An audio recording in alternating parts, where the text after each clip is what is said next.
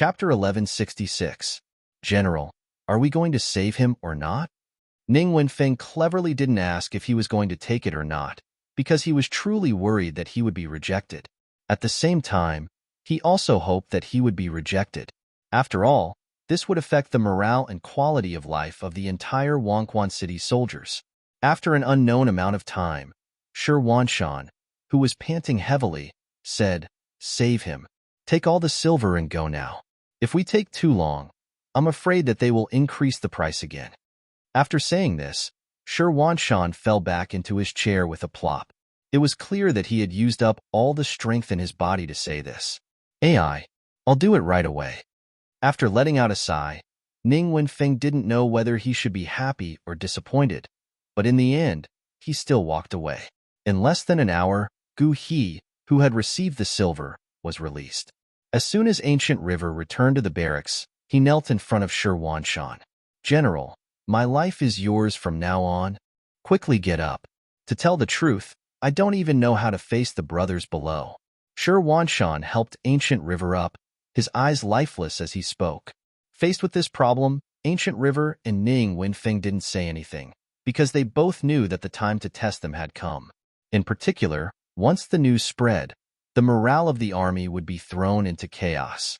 They could only hope that this matter wouldn't be known by outsiders, and that they could hide it for as long as possible. They could live frugally and slowly make up for it.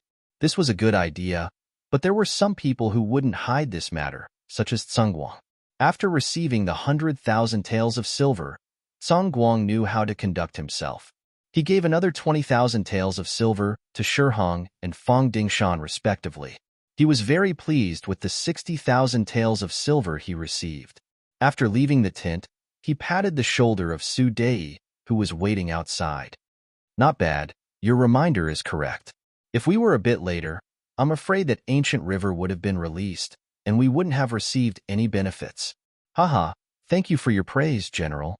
However, don't think that the matter will be settled just because they paid the money.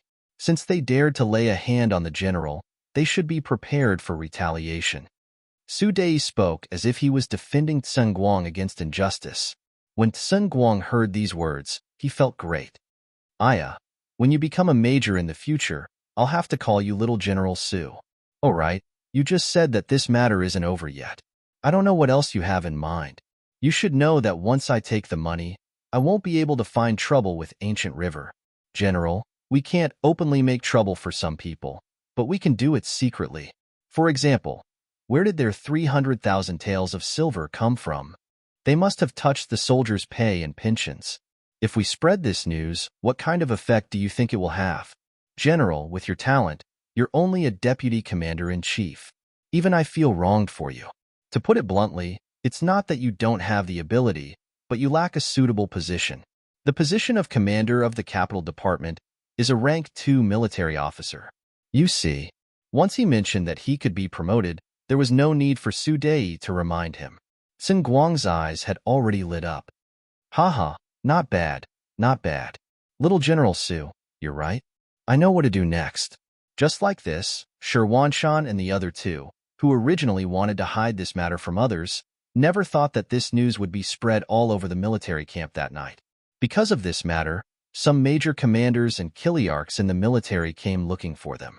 For a time, the capital department didn't need to fight anymore, and everyone was already in a state of panic. Tsengguang only asked someone to spread the news. Early the next morning, he led the soldiers of the Dadong prefecture to begin the siege. What he wanted now was to achieve military merits. Once he took down the first city, the emperor would be happy and would definitely reward him based on his merits. At that time, it would be reasonable for him to be promoted. Although the soldiers of the capital department were replaced by the weaker soldiers of the Dadong prefecture, the soldiers on the walls of the first city still found it very difficult. All of this was because they didn't have enough food. They couldn't even fill their stomachs. Only 5 days later, the outer city of the first city was finally breached. After taking down the outer city, Tsengguang was naturally very excited. Although in order to achieve military merits, he didn't rest much in the past 5 days and the losses of the army were not small, he finally saw results. This was absolutely good news for a person who only wanted to climb up. As for how many ordinary soldiers died because of this, it had nothing to do with him. What was worth mentioning was that the first army to break through the perimeter was the one led by Su Dei as a major. Originally, because Su Dei was in his 20s, he was too young and didn't have enough experience. Many people had opinions about his promotion. Even Shi Hong had people complain. However, now that he had obtained such a great military merit, it was equivalent to making the first contribution. Finally, the voices of opposition gradually suppressed. Su Dei's position became more stable. After taking down the outer city, the siege didn't stop. However, in comparison, the inner city was taller and stronger.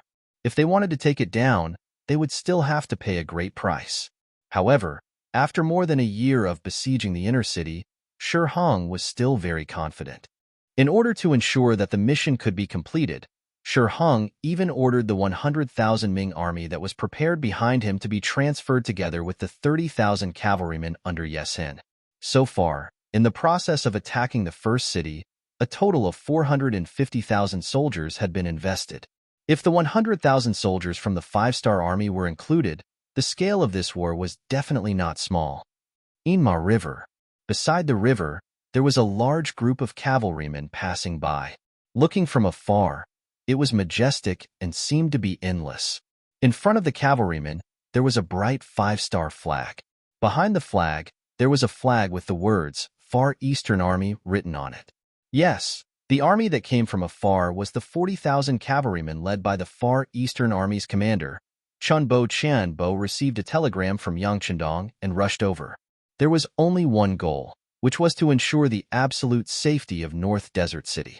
North Desert City was the second largest city built by the 5-star army on the grassland after the first city. After a few years of development, it had become quite large and had become a flag on the grassland. For many Mongols, North Desert City was even more intimate because the proportion of Mongols in this city had reached 80%. The first city could not fall. It represented a shopping center and was the most important base for the 5-star army to develop here. North Desert City could not fall. This was a huge flag for the Mongols. If there was a problem here, it would be an extremely severe blow to the morale and public opinion of the grassland. In order to ensure the absolute safety of North Desert City, Yang Chendong had sent a telegram to the Far Eastern Army early on. He told them that no matter what, they had to send as much of their main force to the south to ensure that this flag would not fall. This was also the reason why Yang Chendong had sent a telegram to Tiger's Mane and told him to just protect the first city and not care about other places. Military Commander, after passing the Enma River, we will reach North Desert City in 2 days. Can we let our brothers have a good rest first? The commander of the 1st Cavalry Division of the Far Eastern Army, Dai Qua, walked at the front of the group as the vanguard. He was responsible for opening the road and building bridges. Fortunately, the track from the grassland area to the Far Eastern region would be completed soon. In fact, there were not many places that they had to work hard to open the road. This time, in order to completely implement Yang Chendong's instructions, Chunbo only left the 2nd Cavalry Division to continue protecting the Far Eastern region. The other 4 divisions, a total of 40,000 people, were all brought out. He knew that the vanguard of the 1st Cavalry Division was indeed very tired, but considering that they were less than 48 hours away from the target, he still shook his head and said to Dai Qua, Division Commander, tell the soldiers to work hard and try to reach the Sanfeng Mountain on the outskirts of North Desert City as soon as possible. That is our real destination. Bugnam of Gojoseon has prepared enough food for us to let the soldiers have a full meal. Originally, when he heard that they had to continue on their journey, Dai Qua wanted to dissuade them. However, when he heard that there was food waiting for him in front, he immediately said happily, Okay, military commander, I will tell the soldiers the good news. It wasn't that Dai Qua was overjoyed at the sight of delicious food. It was just that the Far East Army hadn't been satisfied with food recently. Although the land was vast and fertile, it was sparsely populated. In addition, the weather conditions were very bad. It was winter for half of the year. In such an environment, it was too difficult to rely on oneself to solve the problem of food and drink in a short period of time. Although a lot of wasteland had been opened up in the Far Eastern region in the past 2 years, and with the material support from the first city, the situation had changed a lot. However, to be self-sufficient, it would take at least 2 years. This was because 1 million foreign people had entered the Liaodong region through various means. Otherwise, it would take a long time to achieve it. Without enough food, the people there had formed a habit that they did not dare to eat until they were full. They were afraid that they would not be able to eat until they were full. Just like when the army went out this time, the money and food they brought was also extremely limited. Most of it was left for the 2nd Cavalry Division. Along the way, even during the march, it was difficult for them to eat until they were full. This made them have a special desire for food. Now that they heard that there was delicious food waiting in front of them, it was no wonder that Dai Qua was so excited and happy. When he told the news to the soldiers in the army, as expected, everyone's enthusiasm was aroused. The speed of their advance was also involuntarily increased by 2 points. Originally, it was scheduled to take 2 days to reach the Three Peaks Mountain. Under the temptation of food, they were forced to advance by half a day. When they arrived at the foot of the mountain, it was only noon. From afar, they saw dozens of cavalry coming toward them. This was the rescue team arranged by Xian Honghai, the commander of the Mo Bay Division. When the Mo Bay Division was to be established, no one was willing to go. In the end, he took the initiative to stand up and gain the trust and favor of Yang Chendong. Just like this time, in the entire Mo Bay city, only he knew about the Far Eastern Army's problem. Under the guidance of the welcoming team, the 40,000 cavalry entered the Three Peaks Mountain. After they left, a cavalry team of hundreds appeared here. They were responsible for cleaning up the battlefield and cleaning up all the hoofprints. Chapter 1167. Under the beginning city. 10 days had passed since Zheng Guang led the troops to attack the city. In addition to the success of taking down the outer city on the 5th day, there was an extremely fierce battle. Countless lives were lost here, but the inner city of the beginning city was still unbreakable. They thought that after besieging the city for so long as they attacked, the morale of the other side would definitely collapse. They never thought that it would be so difficult to fight. This made the chief of the Wara Wara, Yes Hin, who had been a bystander, very dissatisfied. Yes Hin appeared on the outskirts of the beginning city very early and witnessed the whole process of being besieged. In his view, he also came to the same conclusion as Shi Hong. That was, after being besieged for so long, without the support of money and food, it was inevitable that the city would be taken down. He also did not expect that it would be so difficult to attack the city and that it would not be taken down for a long time. Time passed day by day, and it was almost August. In 2 months, there would be heavy snow here, which would be even more disadvantageous for attacking the city. He could not help but feel a little anxious. In the words of the Han people, we can't hang on a tree. We have to find a way to take the initiative to attack. After saying this to the generals, Yes Hin took the initiative to go to the tent of the great Ming dynasty's Marquis Wu Qingho. He found Shi Hong and said that he wanted to lead the troops to attack Mo Bay City. Attack Mo Bay City? Isn't this too hasty? In the tent, Shi Hong did not seem to agree with Yeshin's proposal. When he answered this question, there was some hesitation in his expression. We can't wait anymore. There will be heavy snow here in 2 months at most.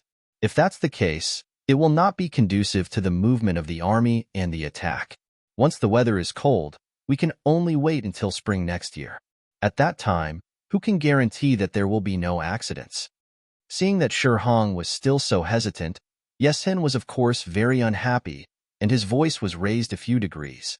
Yes Hin was angry, and Shi Hong felt a headache coming on. Before coming here, the Daizong Emperor had said more than once that they must maintain a good relationship with the world of Wara. At least, before the 5-star army was dealt with, they must not fall out with them. If the other party made any request, as long as it was not too excessive, they should agree to it.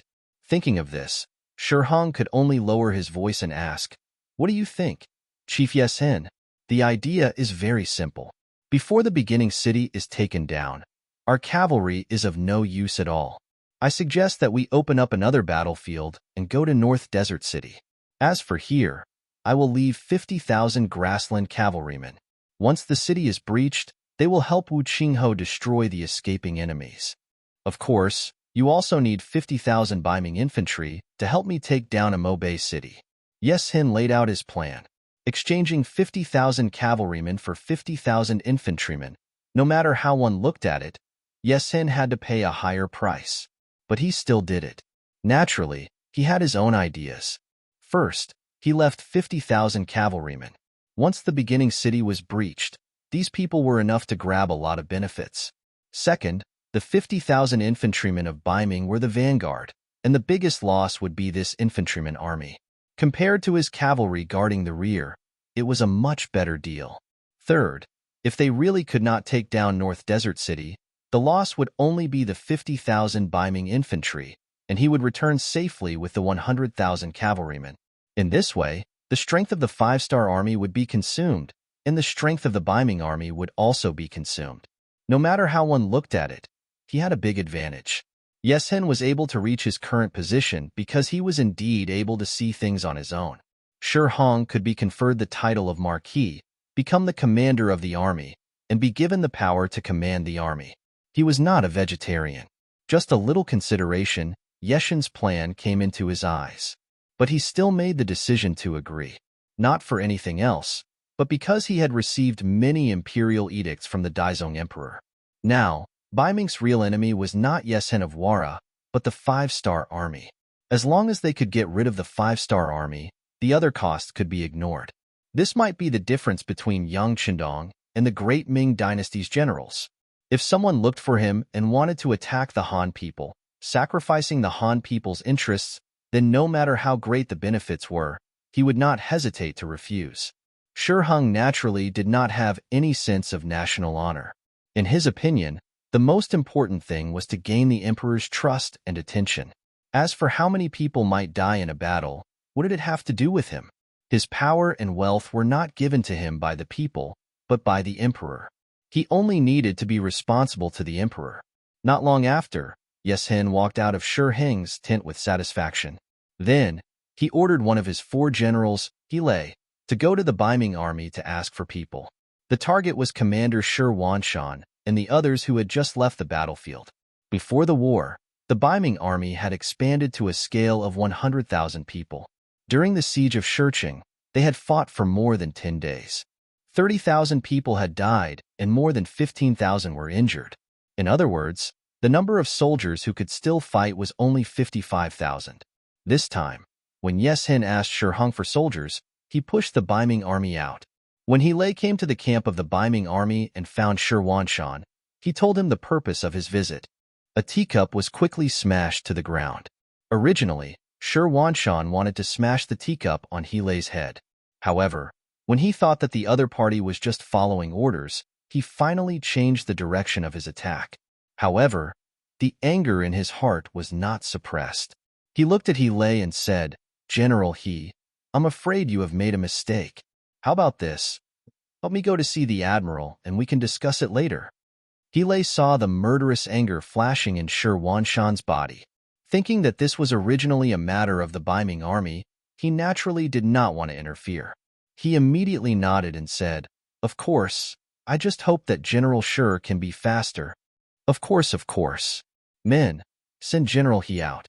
Shi Wanshan forced a smile and said to the bodyguard beside him. After Lei was sent out by the bodyguard, Shi Wanshan could not help but punch the wooden table in the tent, causing a burst of things to fall to the ground. "Men, invite General Hu and General Ning here." After a while, Gu He and Ning Wenfeng appeared in the big tent. When they saw that Shi Wanshan's eyes were red and his face was full of anger, they were somewhat puzzled. However, after they figured out what had happened, their situation wasn't any better. They were both extremely angry, especially Gu He, who was so angry that he took out his saber and chopped the table that had fallen to the ground into 2 halves. Intolerable bullying. This is simply intolerable bullying. While venting the dissatisfaction in his heart, Gu He roared loudly, "Yes, this is too much. General, we can't agree. Otherwise, we'll be finished." Ning Wenfeng also changed his calm side. At this moment, he was very anxious. Listening to the words of the 2 generals, Shi Wanshan nodded heavily. "Yes, I'll go and find Commander Shi now. No matter what, we can't treat our brothers like this. This is simply courting death." Imo Beicheng was different from the beginning city. This place had been besieged for more than a year, but Imo Beicheng had never been besieged. Although it might not be as good as before after the supply was cut off, it should not be a problem to be self-sufficient. Imo Beicheng was also a flag in the eyes of the Mongolian people on the grassland. They had spent a lot of effort to build the city. As a place to protect their home, it was abnormally strong. It would be strange if such a city was easy to take down. Basically, it could be concluded that the 50,000 Ming infantrymen's move was equivalent to courting death. Once something happened to these 50,000 people, Shi Huanshan's 100,000 people would only be left with 15,000 wounded and 5,000 soldiers. What was the difference between him and a general without an army? How could a general be called a general without soldiers under his command? At that time, someone could casually find an excuse to take away their position. It was not impossible for them to casually accuse them of something. Even if it was for himself, Shi Huanshan could not let it go this time. Not to mention that it involved the lives of 50,000 soldiers. Shi Huanshan left and angrily went to the general tent. This scene had long been discovered by the 5-star Army's secret agents who were disguised as ordinary soldiers. They did not belong to the Security Bureau or the CIA, but they belonged to Su Dei's private forces. After taking Yang Qindong's money, Su Dei had done a lot of big things. For example, he tried his best to bribe some important people around the general. Except for some personal soldiers, he really bribed a lot of people who were responsible for pouring tea, feeding horses, and cooking. Therefore, he knew a lot of very secret things. For example, when Yes Hin went to look for Shi Hong, he quickly got the news. After knowing the content, he arranged for people to keep an eye on Shi Huanshan's tent. He had a premonition that an opportunity was coming. Shi Huanshan left quickly, but he came back even faster. He still entered the tent angrily. Although Ning Wenfeng had a bad feeling when he saw him like this, he still held a glimmer of hope and asked, "General, what did Admiral Shi say?" "What else can he say?" This time, he personally promised Yes Hin and said that it can't be changed. Shi Huanshan took a big gulp of cold water after sitting down. "Then can you send less brothers, even if it's only 20,000? The rest can be transferred from other armies." Although Ning Wenfeng knew that it was not easy to change the situation, he still asked with hope. "No." Shi Huanshan shook his head again. Admiral Shi said that the Datong Prefecture soldiers still have to attack the beginning city. There is really no extra troops to be transferred. Now, he can only send us up. Oh, he also said that if Imo Bay City is taken down, our Wangquan Prefecture will have a great merit. At that time, he will propose to the Emperor to commend us. Chapter 1168. Take down Imo Bay City? Then what if we don't take it down? Ning Wenfeng decisively grasped the topic and asked. Shi Huanshan didn't answer. However, whether it was Ning Wenfeng or Gu He, they both knew that if they couldn't take down the fort and the 50,000 soldiers lost their lives, then they would have to bear all the responsibility. At that time, not only would they not receive any rewards, they would also be punished or even beheaded. For a moment, there was no movement in the tent. Obviously, the three of them knew what was going to happen next. Because of this, they didn't know what to say. Seeing the result of years of hard work being ruined overnight, no one would be in a good mood. Silence couldn't solve the problem, especially at this moment. If they couldn't think of a solution, they would be waiting for someone else to decide their fate. Just as the three of them were racking their brains trying to come up with a better idea, footsteps were heard from outside the tent. Then, a voice that was neither hurried nor slow was heard. "Generals, I am Captain Su Dei. I have something to discuss with the three of you. I wonder if it would be convenient for you." Su Dei? After hearing this, the three of them exchanged glances and shook their heads. Obviously, this name was still somewhat unfamiliar to them. But since there was a visitor, and a major at that, of course, it wouldn't be good to casually reject him. Shi Huanshan's voice came from outside the door. "Since you're here, come in." Su Dei lifted the curtain and entered the tent. After he entered, everything in the tent seemed to return to normal. Shi Huanshan and the other two sat high up. Even the broken wooden table was thrown to the side and piled up like garbage. This scene was seen clearly by Su Dei.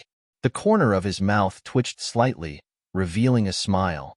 When Su Dei entered the tent, Shirwanshan and the other two also saw him clearly.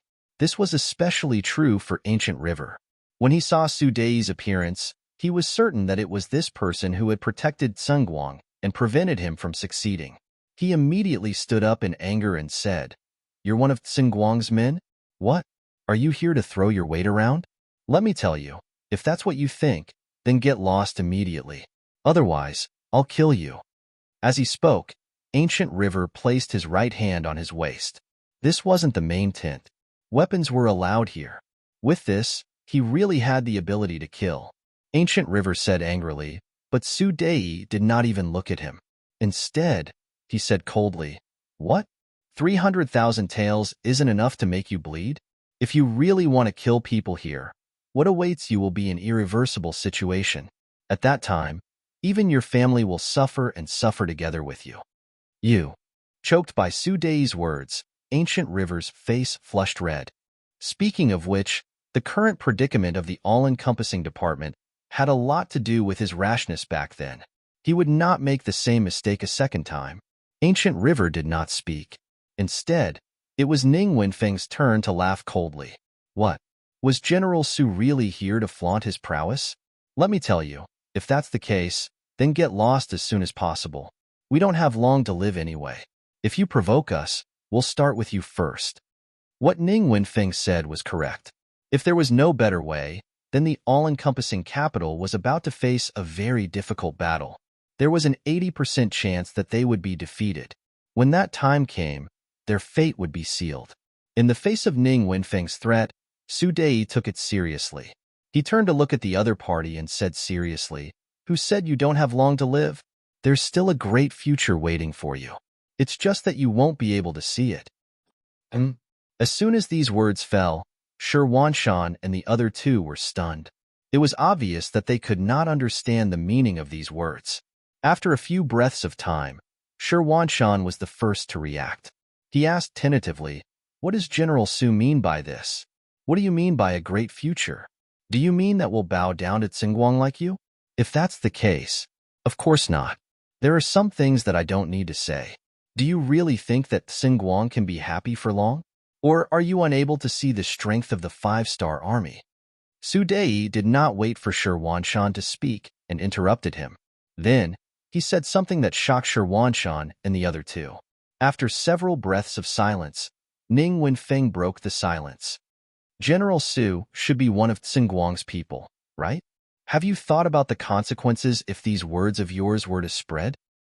"Consequences? Let's not talk about whether that good-for-nothing Tsungguang will believe it or not. Based on the three of you, you wouldn't do something that harms others without benefiting yourself. Am I right?" Su Dei, on the other hand, was brimming with confidence. Without waiting for permission, he took a seat and poured himself a cup of tea. It was as if the owner had returned to his own home. Su Dei's words were reasonable. He only had hatred for Tsungguang and the other two. He did not have the slightest bit of affection for them. Of course, he would not spread these words. However, even though they knew this, the three of them still could not make sense of the calm Su Dei. From their point of view, this person appearing here and saying such words was too difficult to understand. However, to be able to become a commander in the army, he was not a nameless person. The three of them were only temporarily stunned by Su Dei's sudden appearance.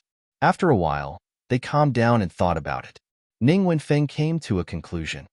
After his expression changed, he asked tentatively, You are not one of Tsungguang's people. You stayed by his side just to find the right opportunity. If that's the case, you should be from another faction. You are the 5. That's right." Su Dei also interrupted Ning Wenfeng's words as he directly admitted it. For words like the 5-star army, it was best not to say it in the military tent. Some things were better left unsaid. The fact that Su Dei admitted it so readily made Shirwanshan and the other two turn pale with fright. They did not expect the 5-star army to be so powerful, and their infiltration of the military was so powerful, especially when they thought about how long it had been since the incident happened. Su Dei appeared here in such a timely manner. Did this not mean that there were also spies from the 5-star army around them? When they thought of this, Shi Wanshan and the other two could not help but feel cold sweat running down their backs. The enemy was so pervasive. How could such an army be so easy to defeat? Could it be that the siege of the beginning city was also a show that they had directed and acted out? Was it to lure the Ming army and then wipe them out? General Su, what about the beginning city? Ning Wenfeng had gradually adjusted his attitude and looked like he wanted to agree with Su Dei. The incident in the beginning city is true. Su Dei understood what Ning Wenfeng wanted to ask, so he answered decisively, but the important thing was that he added, "It's just that the incident in the beginning city is just a temporary emergency. It won't be long before the situation here changes dramatically. If the three generals still stay here, then you have to make a choice. Of course, you cannot believe my words." "No, I believe. At this moment, how could Ning Wenfeng not believe it? Right now, he was more concerned about where the bright future that Su Dei had mentioned was located. So he was a little hesitant and asked hesitantly that, General Su, you just said something about a great future. It's about joining the five-star army." Su Dei's tone was as calm as water, as if he was talking about a very ordinary thing. To be honest, this time, Bugnam of Gojoseon is very angry about Ming's actions. If the emperor is only worried that Bugnam of Gojoseon will send the army to attack because of his achievements, it's normal. However, Bugnam of Gojoseon can't accept the fact that he actually joined forces with the foreign tribes to attack the Han people. Over the years, I'm sure the three generals are very clear about Bugnam of Gojoseon's policies toward the Han people. Understood. This time, it was not only Ning Wenfeng, but even Gu He, who was beside him, also spoke out in agreement. What a joke. As the army closest to the beginning city, they naturally knew their every move and policy like the back of their hand. They also knew that even under their rule, many Han people wanted to live in the beginning city because it was equivalent to heaven for the Han people. Since you're clear about it, I don't need to explain anything else. It's because you're Han people and Han generals. If you're willing to join Bugnam of Gojoseon, isn't it the great future that I mentioned? Of course, you don't have a choice now. You can either listen to Shi Hong and be cannon fodder and die, or you can join Bugnam of Gojoseon. At that time, I guarantee that you'll be treated better and have more opportunities to display your strength in the future. Of course, you can also choose to hand me over now.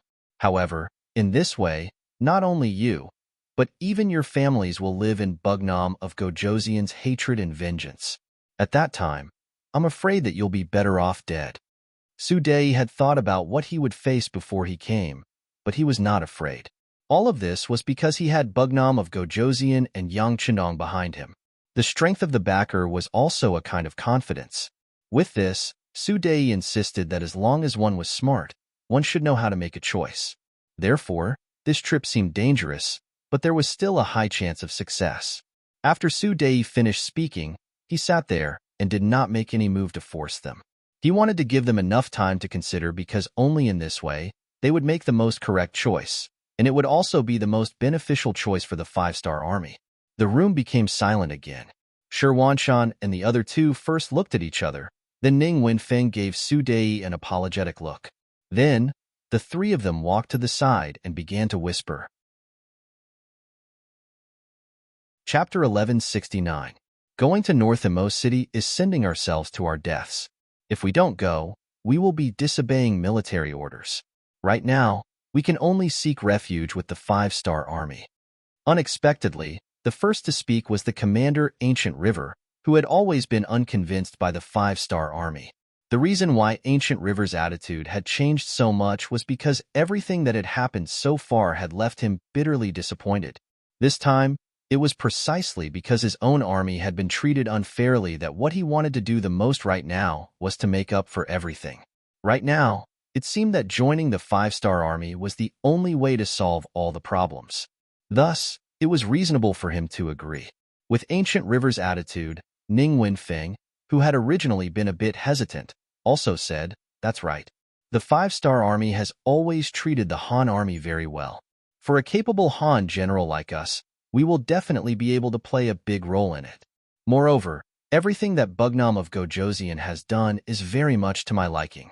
Regardless of whether it is his attitude towards the common people or his policies towards the foreign races, those are things that a true man should do.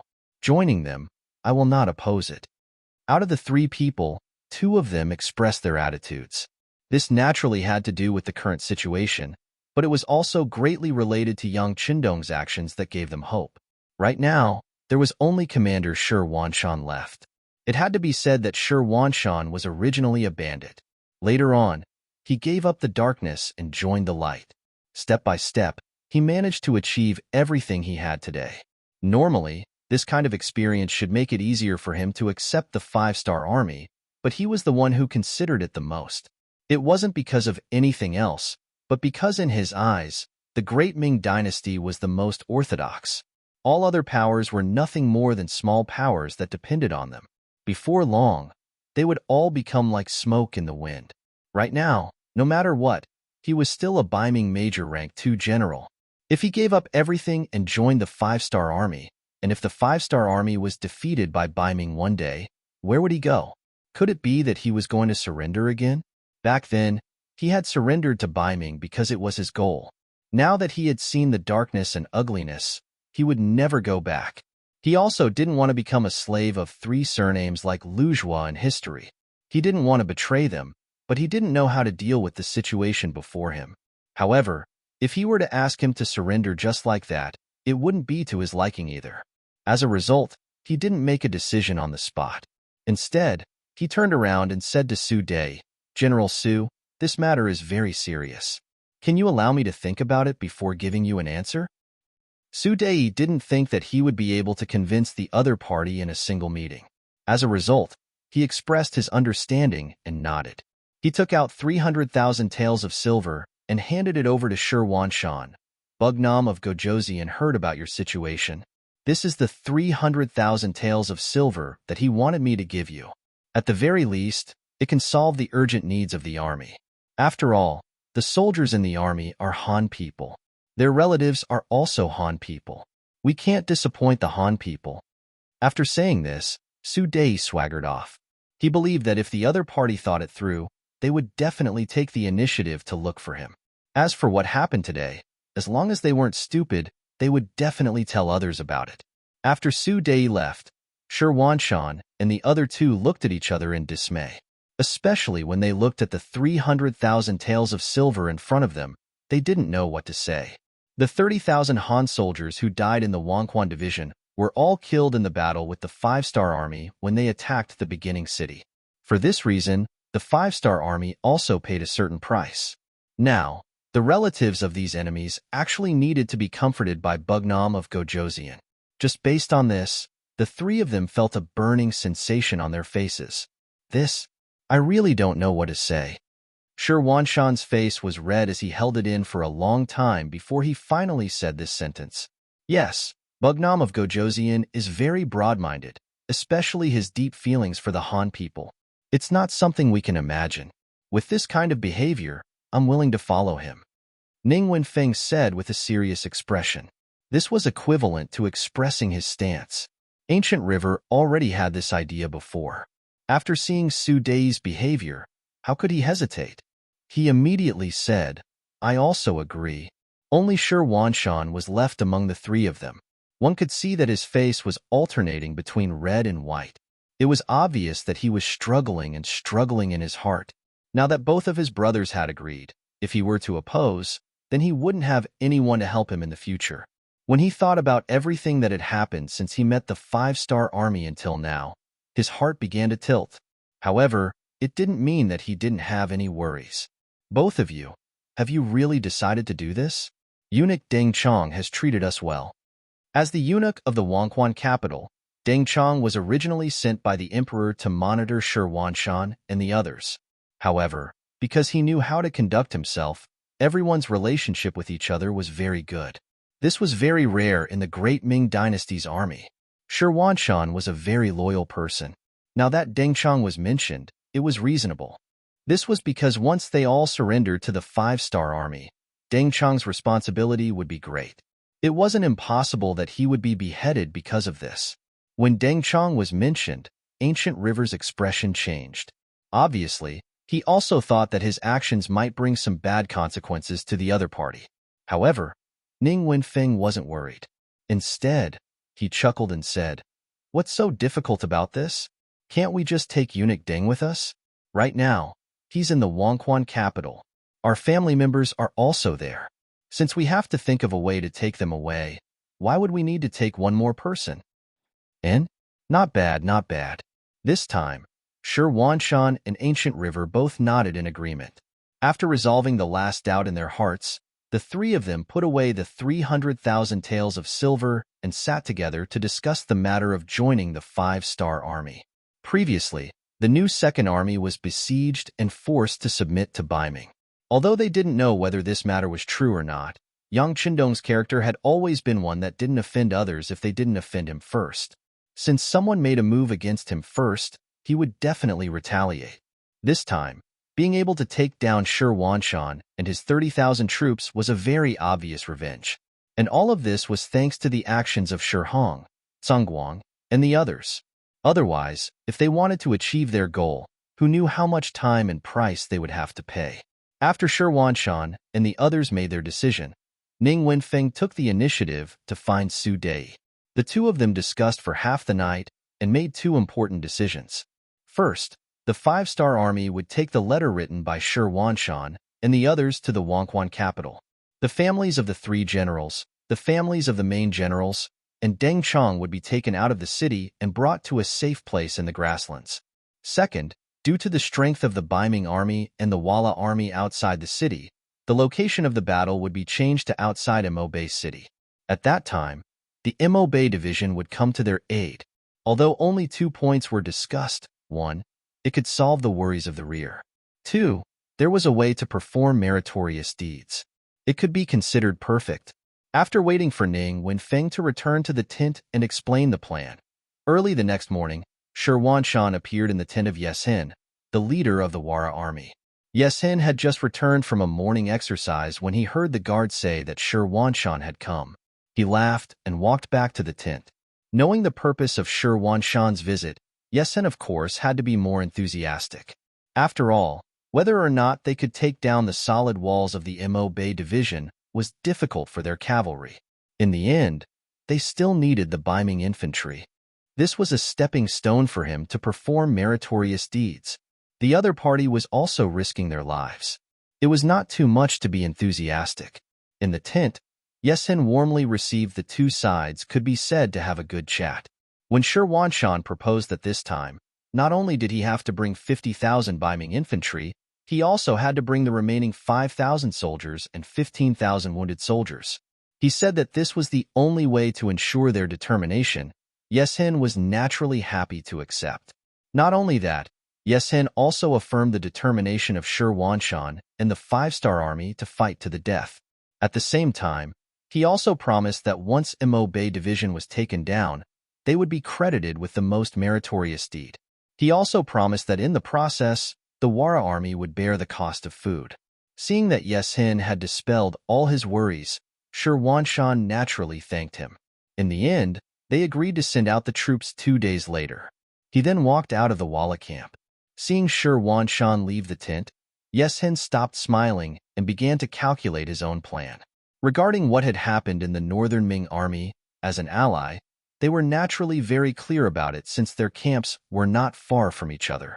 He did not believe that Shi Wanshan wanted to bring everyone along just to express his determination to fight to the death. However, at the same time, he did not think that Shi Wanshan would surrender to the 5-star army. In his opinion, it was because Shi Wanshan was worried that some people would target the soldiers he left behind after he left. That was why he had no choice but to make such a decision. Even when Shi Wanshan took the initiative to send out the troops 2 days later, Yeshen also thought that he was afraid of being schemed against by the Ming army and had to leave in a hurry. It was because of this that when Shi Wanshan left the Ming army camp with 70,000 soldiers, no one raised any doubts. On the contrary, everyone looked at them with pity and pity. The only pity was that the one leading the troops in Wara wasn't their leader, Yeshen, but one of his 4 generals, Hele. Yeshen's status and power today was inseparable from the 4 generals under his command. They were Ting Shu, Hele, Mu Tua and Bo Muir. Tung Shu and Mu Tuar were killed by Yang Qindong in the battle against the Five-Star Army. Bo Muir had been leading the troops to stay in the Hanoi area. This was also the last path that Yes Hin had prepared for himself. Other than these three, the only one he could feel at ease leading the troops alone was He Lei. Chapter 1170. He Lei led 100,000 Walla cavalry and Shi Wanshan's 70,000 infantrymen towards the North Desert City in the northwest direction of the first city. More than 100,000 men and horses were moving in a grandiose manner. It was a magnificent sight. However, all of this was not what He Lei, the leading general, wanted to see. As cavalry, their advantage was that they were fast enough. When they charged, they could borrow the strength of their horses to increase their strength. But now, they were carrying 70,000 Ming infantrymen, especially 15,000 of them were wounded. Although these people were not seriously injured, their speed was too slow because of their injuries. They had already walked for 5 days, but they had only walked less than 100 miles. Moreover, they did not bring a lot of provisions. If they continued at this speed, they would not be able to reach Imo City before they ran out of food.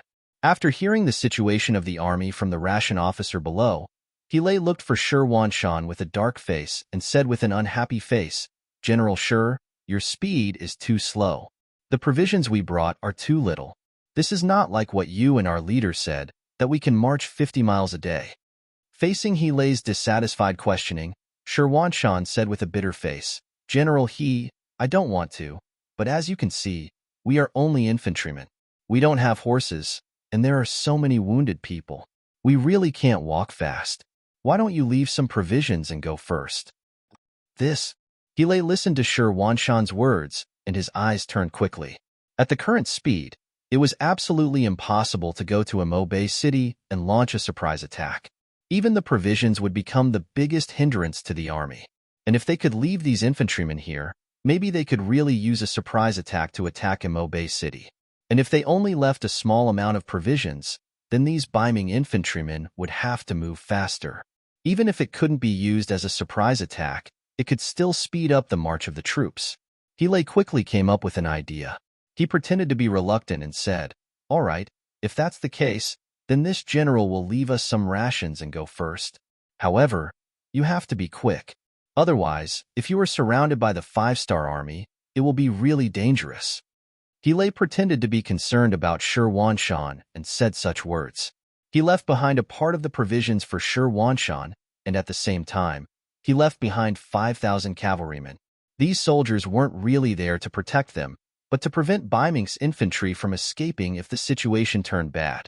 He Lei, who thought that he had arranged everything well, led 950,000 Walla cavalry straight to North Desert City. However, he did not know that this step was equivalent to stepping into the gates of hell, and defeat was already set in stone. Shajing City. In the courtyard of the former New Second Army's military headquarters, Shi Bei was sleeping on a wooden chair in the courtyard. Since announcing his departure from the Five-Star Army and joining Ming, Commander Shi Bei had been drinking wine for food. Every day, he would get drunk. Most of the time, he would be carried to bed by his butler and bodyguards. The smell of alcohol on his body would never dissipate. In the first few days, Su Yuan would still have time to comfort him. He even brought Rong Xiao with him. He wanted to persuade Shi Bei to get back on his feet and work for the Ming army. But when he smelled the smell of alcohol, this idea became fainter and fainter. Until now, no one cared about him. It was as if he was leaving them to their own devices.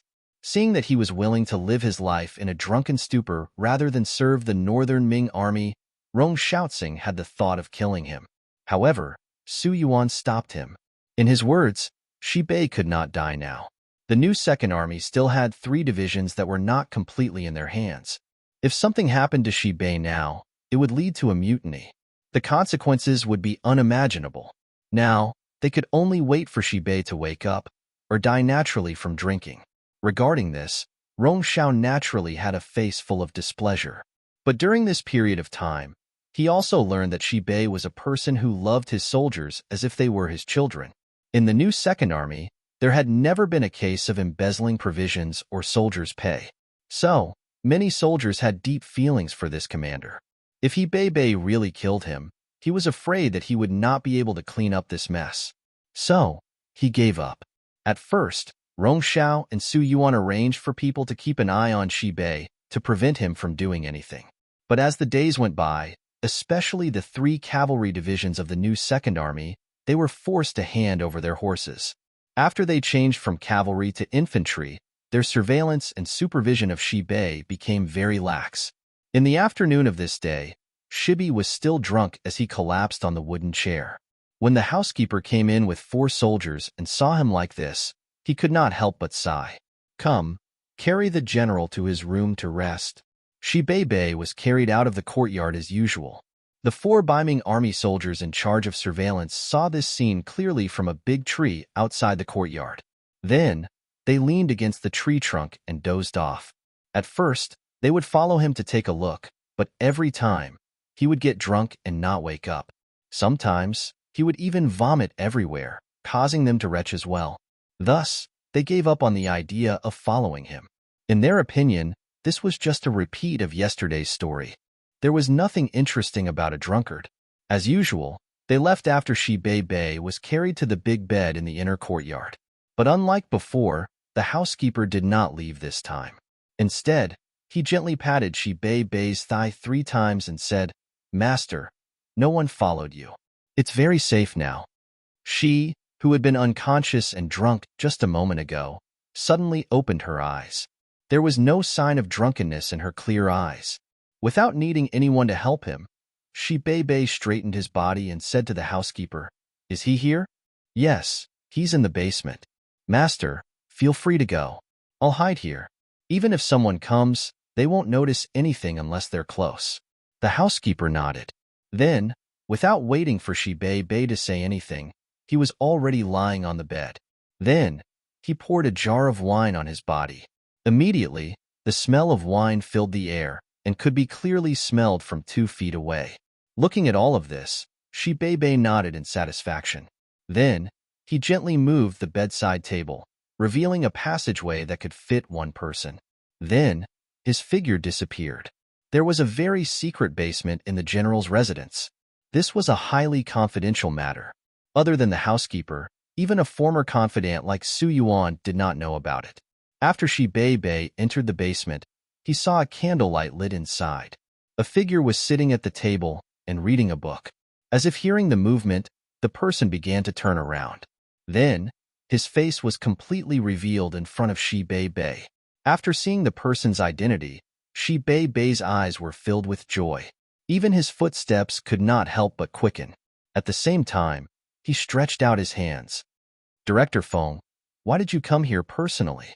The Director Feng that Shi Bei mentioned was the director of the security bureau in Shi City, Feng Liang. As they used to work in Shi City, the 2 of them were familiar with each other. 2 days ago, the housekeeper told him that a person who claimed to be from the other side had entered the residence as a vegetable seller. However, there had been no suitable opportunity, so Shi Bei asked the housekeeper to arrange for the person to be in the basement. Today, he finally had the chance to meet the person while the enemy was relaxed. He only knew that the person who came from the other side was not clear about the specific identity. He did not expect that the person who came was actually Feng Liang. How could Shi Bei not be excited? After so many days, he finally saw one of his own. "Hee, Commander Shi, you've been wronged." As soon as he saw Shi Bei, Feng Liang chuckled. At the same time, he stretched out his hands to welcome Shi Bei. Just like that, 4 big hands were held tightly together. From their eyes, it could be seen that they were very excited. Feng Liang only said, "You've worked hard," which was enough to explain everything. It meant that they were very clear about Shi Bei's fake surrender, which saved a lot of effort. Thank you for your trust in me, 6th young master. However, I've already written a letter of surrender, and it has been announced by Rong Xiao and the others. Could it be that the 6th young master?" Shi Bei was very touched that Feng Liang still trusted him. However, his heart was not completely at ease. After all, if it were him, it would be impossible to say that he did not have a knot in his heart. Looking at Shi Bei's nervous expression, Feng Liang chuckled and said, "As expected, the 6th young master guessed correctly. He said in the telegram that as long as you say a few words to Shi Bei Bei, he will understand. Do you want to listen to it now? Yes. Shi Bei Bei nodded hurriedly. After he publicly surrendered to Ming, the radio station was confiscated by Su Yuan. Shi Bei Bei dared to do this because he knew that the other party would not use it at all. As long as he did not hand over the telegram interpreter, no matter how smart the other party was, they would not be able to understand the principle behind it. Because of this, he had not received any news from Yang Chendong for a long time. Okay, then I'll recite it to you, Commander Shi Bei Bei. The sixth young master said, "Don't doubt the people you use, and don't use the people you doubt. This is a kind of helplessness. Don't doubt the people you use, and use the people you doubt. This is a kind of state. The biggest challenge and breakthrough for a leader is to use people, and the biggest breakthrough for using people is to trust people. Please give these 2 words to Shi Bei Bei. Go back and experience it." Imitating Yang Chendong's tone, Feng Liang Bei Bei Bei Bei slowly recited it and seriously listened to Shi Bei Bei Bei's words. Even when there was no sound in the basement, he was still immersed in the aftertaste. With his intelligence, even though he could not completely understand the meaning behind these 2 words, he had already learned a lot from the literal understanding. At least the 6th young master still trusted him. Thank you, 6th young master, for still trusting me. But I don't know what I should do next. During this period of time, he had been pretending to drink wine every day, but he was also afraid of arousing suspicion, so he knew nothing about what was going on outside. However, he believed that since Feng Liang had taken the initiative to look for him, the environment and situation must have changed. Next, it should be time for him to be useful. Chapter 1171. There is indeed something that needs you to do. The 6th young master said that regardless of whether the surrender of Ming is true or not, at least the outside world believes it. If you want to change people's impression of you, there are some things that you have to do. How about this? I'll talk to you about the situation outside. For the rest of the time, Feng Liang talked non-stop. From time to time, he would interject a few words, and from time to time, he would listen attentively.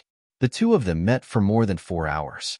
If it weren't for the butler lying on the bed pretending to be asleep, and the fact that he usually pretended to be too good, the matter of him waking up would have been exposed. Beginning City. The attack was still going on. Moreover, with Sun Guang's continuous orders, the attack became stronger and stronger. Sun Guang would not love the soldiers as much as Shi Wanshan. In his eyes, these soldiers at the bottom were stepping stones to his glory. In order to achieve his goal, he would not care about the life and death of those people.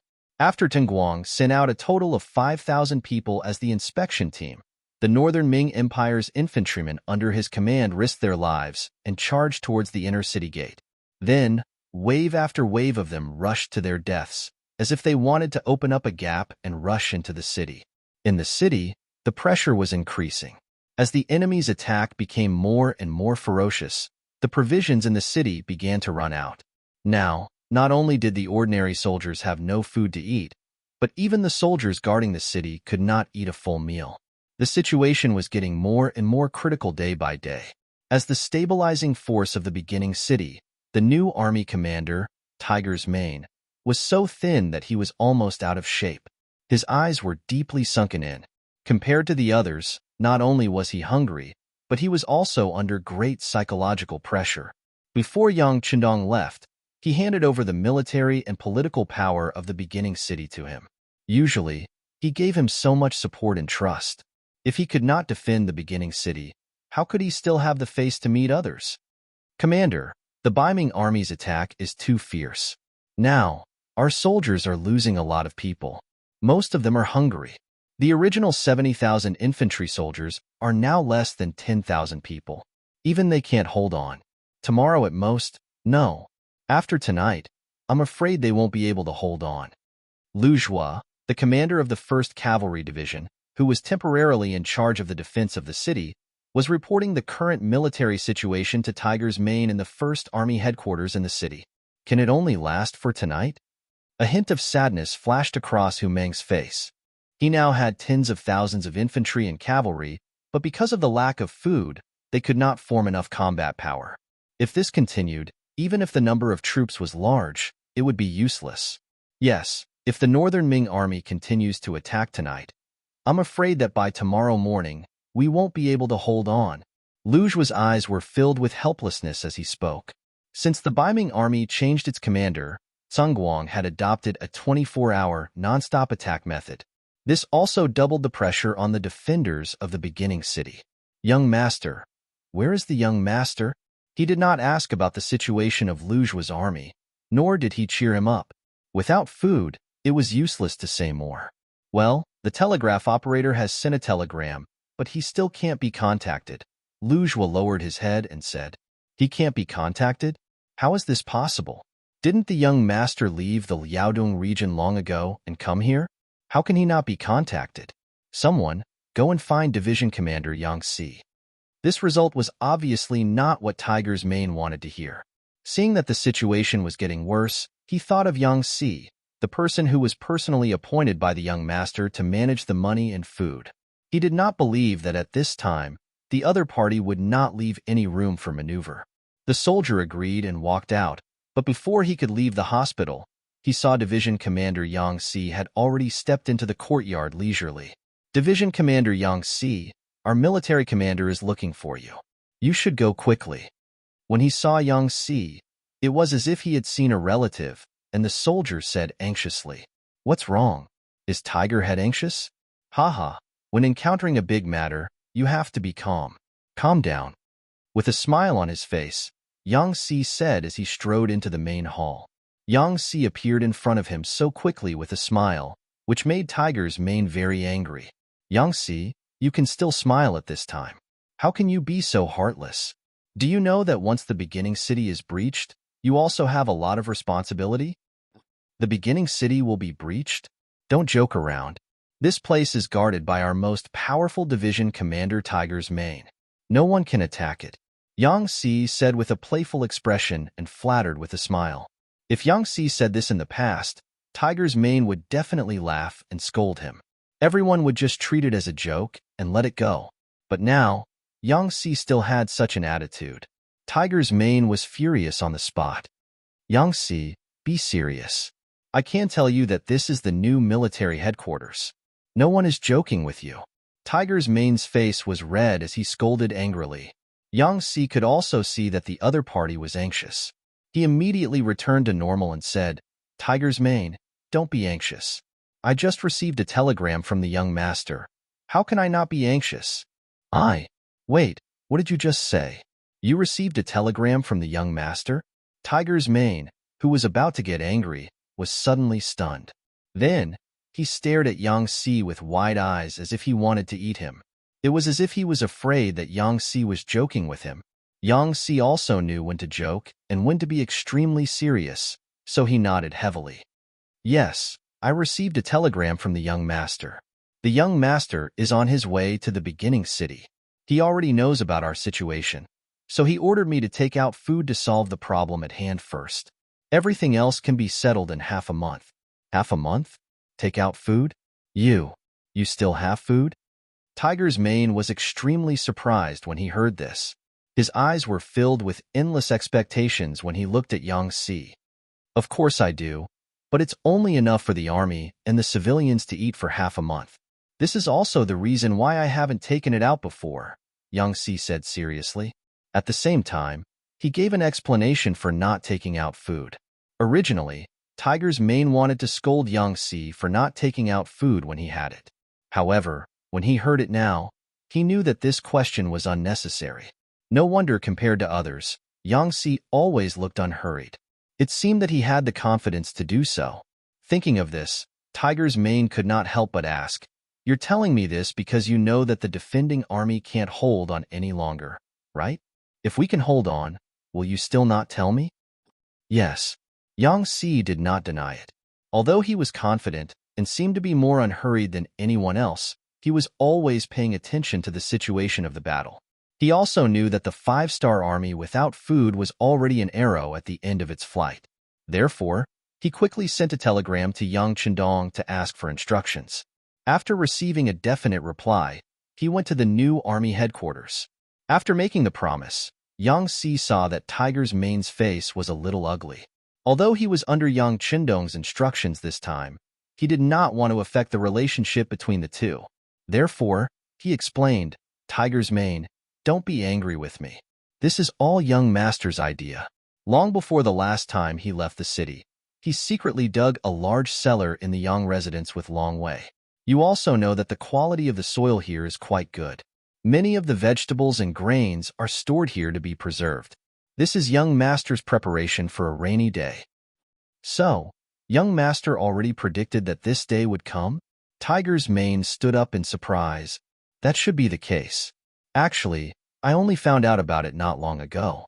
It was the young master who told me in a secret message. Now that I think about it, if this matter was really announced earlier, then we would at most be able to eat for a few more days. If we want to cooperate with the young master to launch an all-out counterattack, we won't have the strength to do so. Yang Si nodded and said. Tiger's Mane did not hear the other words clearly, but the words all-out counterattack clearly entered his ears. This made him instantly energized. Wait, you're saying that we have to cooperate with the young master to launch an all-out counterattack? Yes, that's what the young master said in the telegram. He also asked me to take out all the food in the cellar and distribute it to the soldiers and the people so that everyone can gradually recover their strength and be ready to go out of the city to counterattack at any time. Yang Si nodded heavily, then took out a telegram that he had just received from his arms and placed it in front of Tiger's Mane's desk. As for the siege army outside the city, they had no idea what was going on inside the city. Since the first city was surrounded, no one could walk out of the city and no one could walk in from outside the city. The news was completely cut off. At dusk, Sun Guang was mobilizing the soldiers. Although he was greedy, he still had some ability to fight. He had keenly felt that the 5-star army guarding the city was an arrow at the end of its flight. He decided to launch another wave of fierce attacks to break through the tower and enter the first city. Not only did Sun Guang mobilize the soldiers below, but he also reported his speculation to Admiral Shiheng and the others at the same time. After hearing that the first city was about to be breached, Shiheng separately called for Fang Dingshan and Yes Hin and asked their cavalry to prepare to open the city gate and charge into the city. Both of you, the first city is a flag of Bugnam of Gojoseon in the grassland. According to our previous investigation, there are hundreds of thousands of people in the city. The army in the city is also the best of the best. Once the city gate is breached, they won't be captured without putting up a fight. At that time, we'll have to see how powerful your cavalry is. Shiheng's gaze kept moving between the two of them. Please don't worry, Admiral. With the Liaodong cavalry here, we won't let any enemy escape. Fang Dingshan patted his chest and promised, Yes, our Walla cavalry wants to have a good fight with the elites of the 5-star army. Yes Hin said with a slightly arrogant expression. Chapter 1172. In the past, when he fought against the 5-star army, when had he ever had the upper hand? Now, he could finally pick on a soft persimmon. He had heard that there was no more food in the city, and the soldiers were all skin and bones from hunger. How could such an army have any fighting strength? If he didn't bully such an opponent, who would? The two cavalry generals were so confident. When Shiheng heard this, he naturally laughed out loud in joy. Good, since it's like this, Marquis can rest assured. Then let's wait for General Tsingguang's good news. Tsingguang was under a lot of pressure before. He was afraid that the Walla army would turn against him after the victory, so General Sun Hong was ordered to return to Shaanxi to set up defenses. Now that he had the authority to command the troops, he felt both glory and pressure. Fortunately, the 5-star army in the city was not strong enough, which gave him new hope. Seeing that victory was right in front of him, and this was going to be a great achievement, Tsingguang did not feel sleepy at all. His eyes were shining, and he was very excited. Unfortunately, the battle didn't end as quickly as he had imagined. At dawn, the 5-star army in the city actually counterattacked and forced the Ming soldiers who had taken down the city walls with great difficulty back down. Tsingguang was naturally enraged when he saw such an outcome. He immediately gave the order to continue attacking. No matter what, the 5-star army in the city didn't have any food. If he didn't use this opportunity to defeat them, he probably wouldn't have another chance in the future. When Hong, who didn't receive any good news the entire night, sent someone to ask what was going on, he used the excuse that it was the five-star army's final radiance of the setting sun as an excuse. However, he had a bad feeling in his heart. Even the result that he thought would be a sure win had an accident. Could it be that the five-star army in the city had other tricks up their sleeves? If that was the case, why did he appear so weak and powerless a while ago? Guang couldn't think of it, and neither could most of the others. However, there were some who knew, such as Su Dei, who had been promoted to a major and was trusted by Guang. Just last night, when all the siege troops were excitedly waiting for the news of the opening of the city gate, he took advantage of the fact that no one was paying attention to him to secretly meet the Yangxie Security Bureau personnel. The subordinate sent by Director Feng Liang gave a brief summary of the tasks that Su Dei had to complete. General Su, you've done a good job in dealing with Shi Wanshan and the others. Bugnam of Gojoseon is very happy, but he hopes that you can stop being arrogant and make new contributions. When the day comes that you return, Bugnam of Gojoseon will personally celebrate with you. Hearing that Yang Chendong valued him so much, Su Dei was very excited. Please tell Bugnam of Gojoseon that I will do my best and will not let him down. The spy left and Su Dei began to seriously think about how to complete the latest task. He thought about what the spy said about instigating the relationship between Bai Ming and the Walla army. He fell into deep thought. Imo Bay City.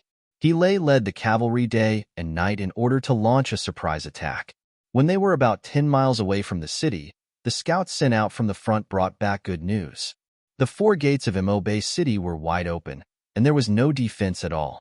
The scouts even saw people walking back and forth at the city gate. As usual, to be able to become one of the 4 generals, He was not only very brave, but also very smart. When he fought, he was not only brave but also cautious.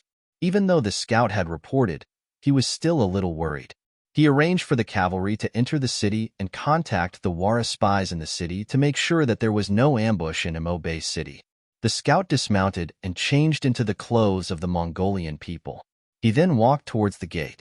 He saw all of this and his eyes flashed with excitement. He only had to wait for the scout to say that there was no problem in the city and set off a fire as a signal. He would then lead the cavalry into the city with full force. Then the great achievement would be in front of him. Under He's watchful eyes, the scout successfully entered the city and disappeared from the city gate. About an hour later, a thick smoke rose from the city. This was the signal that they had discussed before. Haha, it's done. Come, let's charge together. Victory is in front of us. He excitedly jumped onto his warhorse and shouted to his subordinates. Then, nearly 100,000 cavalrymen let out an earth-shattering roar and began to appear from the forest 3 miles away, launching a fierce attack towards the east gate of Imo Bay. With the sound of the horses' hooves hitting the ground, the east gate of Imo Bay City was already in a panic. The soldiers guarding the gate were quickly closing the gate. The people who had set up stalls at the gate were running in panic. They did not even have time to clean up the things on the ground. Haha, go, go, go. He's eyes were filled with excitement. He did not expect that this sneak attack would be so successful. Imo Bay City did not even have the slightest bit of defense. This was a great opportunity given to him by God. He must seize it. He's movements were very fast. Under his constant urging, nearly 100,000 Walla cavalry rushed forward like a gust of wind. From afar, it looked like a black tornado. No one dared to look directly at it. As the horses galloped, they were getting closer and closer to the east gate of Imo Bay City. 2 miles, 1 mile. When the patterns on the walls of the gate were clearly visible to the naked eye, even the gate that was closing was only 1/6 of the way closed. The terrified eyes of the 5-star army soldiers were infinitely magnified. All of the Walla cavalry were shouting excitedly. They seemed to see countless money, women, and power waving at them. Everything was beautiful in front of them. As long as they rushed through the gate that was not closed, everything would be theirs. Without any defense, once they entered the city, no one would be a match for nearly 100,000 cavalrymen. At that time, even if the 5-star army gathered together, they would not have the ability to turn the situation around. When that time came, they would be able to defeat them one by one. Many of the Walla cavalry had a joyful expression on their faces. They were shouting all kinds of things and waving the sabers in their hands nonstop.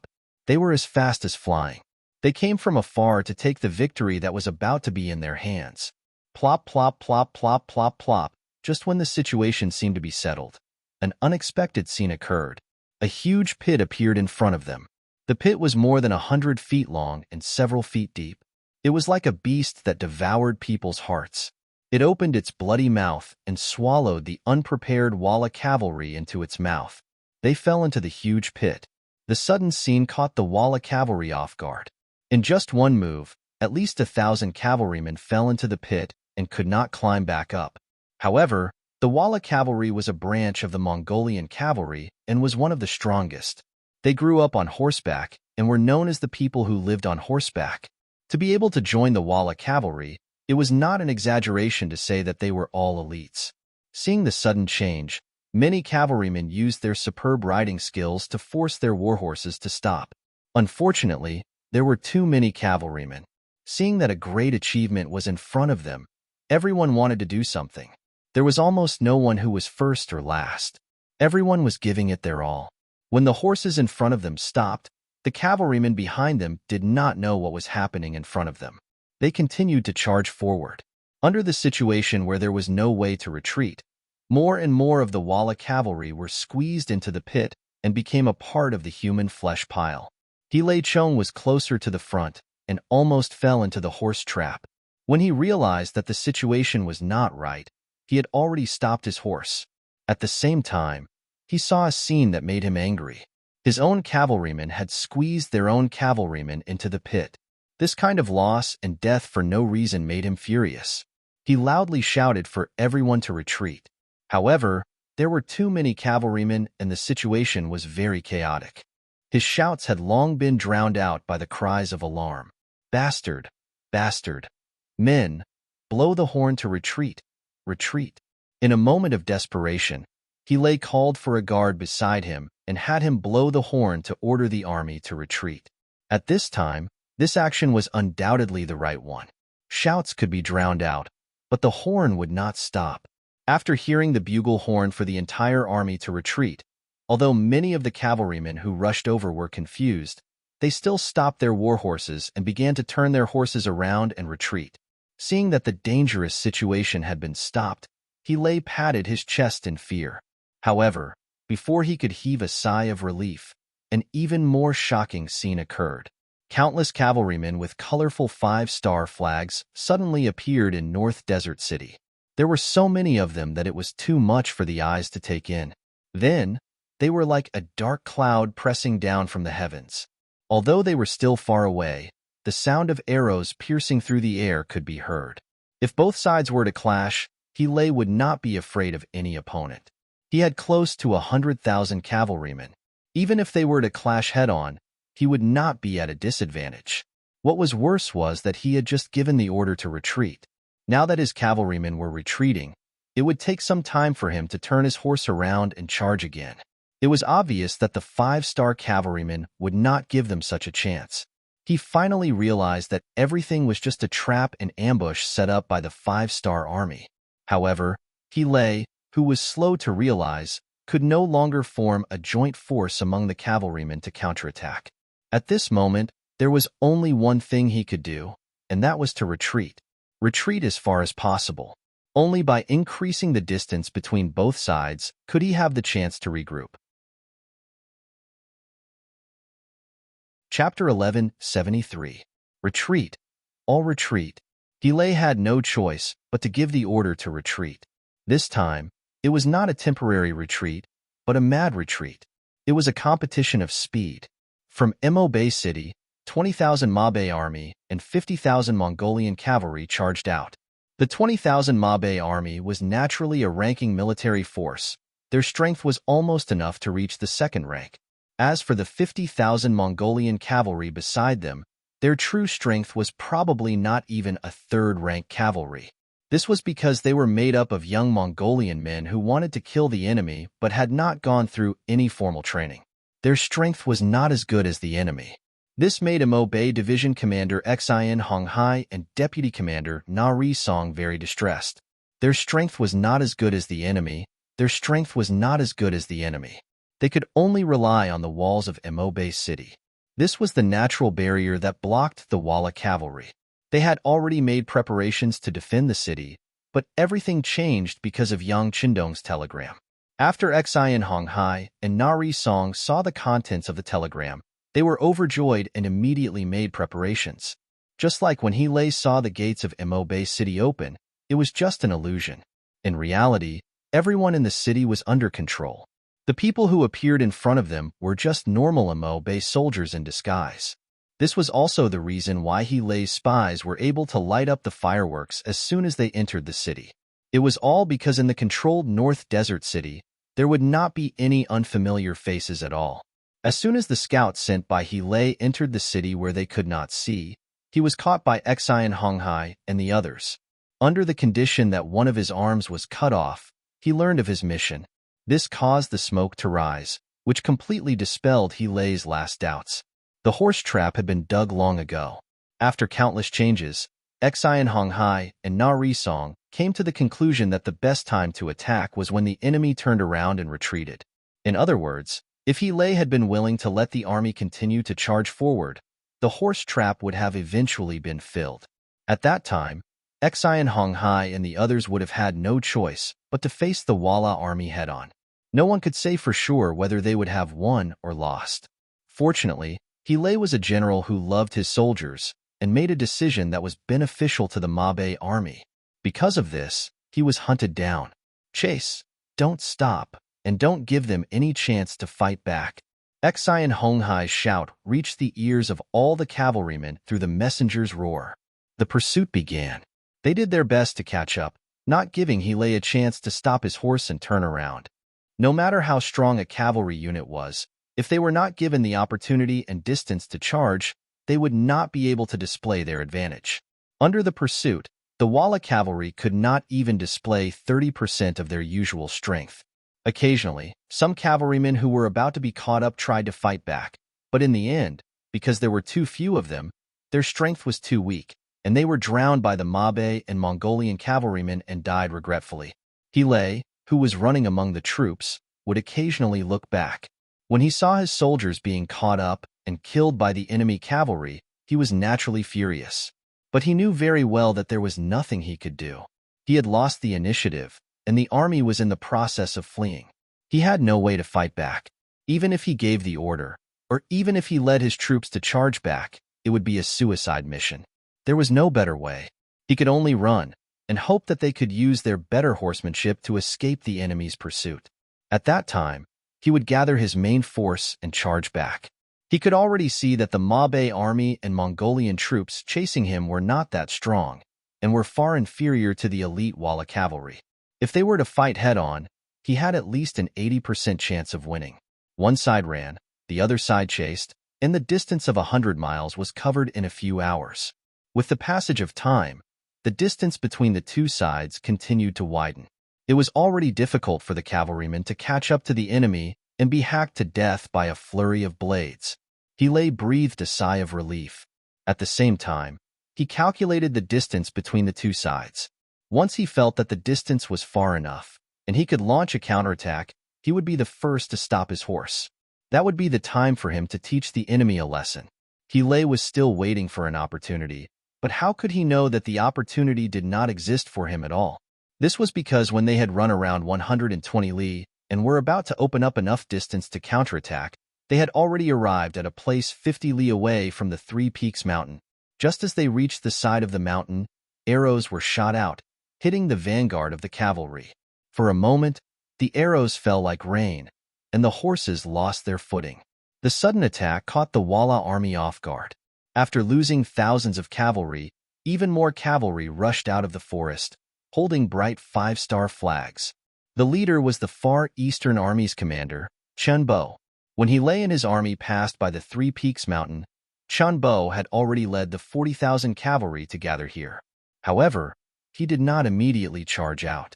Instead, he followed Yang Qindong's instructions and waited for the enemy to be defeated so that he could intercept them on the way back. Everything was as Yang Chendong had expected. He had been tricked and was defeated. When they arrived at the foot of the Three Peaks Mountain, it was time for Chen Bo to beat a drowning dog. The sudden appearance of the 40,000 cavalry carrying the Five-Star Army's flag was like a heavy hammer to the chest, dealing a heavy blow to the Walla cavalry. If it was said that they had the advantage of numbers before, then with the appearance of the Far Eastern Army, the difference in numbers between the two sides had undergone a qualitative change. Out of the 95,000 cavalrymen, they had lost at least 10,000 during their escape. In addition to the surprise attack by the Far East Army, they had lost another 5,000 cavalrymen, leaving them with less than 80,000 soldiers. Naturally, there was a gap between them and the Five-Star Corps, which had 110,000 soldiers. Their numbers were inferior, and they had fallen into the enemy's trap. At this moment, He felt like he could not cry out to the heavens. At this moment, any action of fighting would only be sending them to their deaths. The only thing they could do now was to escape, and to continuously escape. Retreat. Don't continue fighting. Retreat. He's heart was dripping blood as he shouted loudly. His personal guards were constantly blowing the bugle horn to retreat. After losing more than 10,000 riders, the Walla cavalry finally broke out of the encirclement and continued to flee to the east. Chase. The two generals, Xian Honghai and Chen Bo, did not hesitate at all and decisively gave the order to continue the chase. For them, the battle had just begun. With Chen Bo's Far Eastern Army blocking the way, the distance between the two sides was once again shortened. The Walla cavalry was beaten until they were scared witless. When they could finally see the 70,000 Ming army infantry led by Shi Wanshan, there were less than 70,000 cavalry left. From afar, He saw many figures in front of him. He saw the Ming dragon flag raised high, and he also saw the 5,000 Walla cavalry guarding the Ming dragon flag. Haha, the heavens are helping me. He laughed loudly. When he saw the Ming army infantry, he seemed to see a new hope. With the help of these infantry, it was enough to buffer the enemy.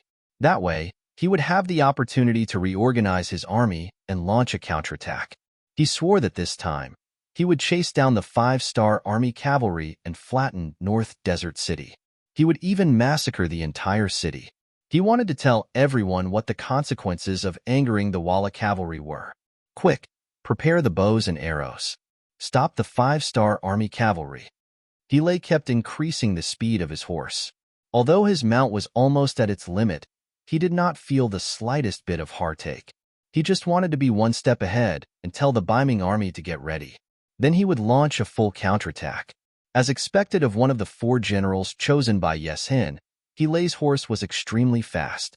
He was at least 30 meters ahead of the messenger and rushed to the front of the Ming army. Following these shouts, countless soldiers of the Ming army raised the bows in their hands. A murderous aura came from them.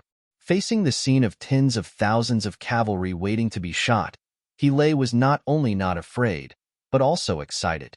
These were all his allies, his friends. Next, he just needed to wait for the arrows to pass and disrupt the enemy's pursuit formation. Then, it would be time for them to launch a full counterattack. He still had a smile on his face. He did not notice that a general of the Ming army was aiming a strong bow at him. This person was General Ancient River. He had fought with the Walla cavalry countless times. He did not know how many soldiers and trusted generals had died in their hands. This hatred was not something that could be erased by the emperor's decree or by the fact that both sides were allies. Previously, he was thinking about the big picture. Even if he wanted to, he could not do anything excessive. But now, he was a member of the Five-Star Army. It was reasonable for him to make a move now. At the same time, it was also a great achievement. The arrow kept moving, aiming at He's chest, who had stopped his horse with a smile on his face. Then, his left hand that was holding the arrow's tail loosened. The arrow with the iron tip made a sound as it pierced through the air and flew towards He's chest. Ha ha ha. Ugh. While he was still laughing and imagining the scene of victory in his mind, a black shadow suddenly appeared in front of him. Then, before he could react, he felt a pain in his chest. The arrow's tail was still shaking as it pierced through his chest. This was precisely the arrow shot by Gu He. It hit the target, the unguarded He's chest. He had never thought that this would be the result.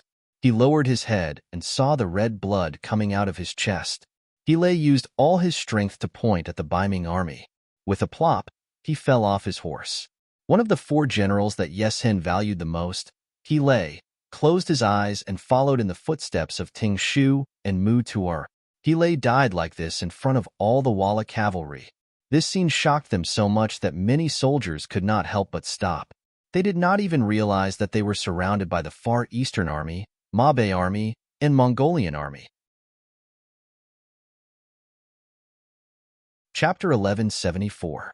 There were also some cavalrymen who quickly recovered from their shock. The first thing they did was to run away. The Ming army had rebelled. They had actually joined forces with the 5-star army to deal with the Walla army. This news must be reported to Yeshen, otherwise they would suffer a great loss. But how could it be so easy to escape at this moment? Not to mention the 70,000 infantrymen of Ming in front of them and the 110,000 5-star army cavalrymen behind them. The 5,000 Walla cavalrymen that were originally in charge of guarding the Ming army had already been taken down by Shi Wanshan and the others. Now these cavalrymen were replaced by the Ming army. Stop them. Don't let a single one of them escape. Also, don't spread the news that Ming and the 5-star army have joined forces.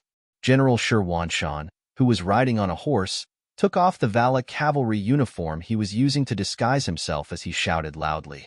Under Shi Wanshan's command, such shouts could be heard everywhere on the battlefield.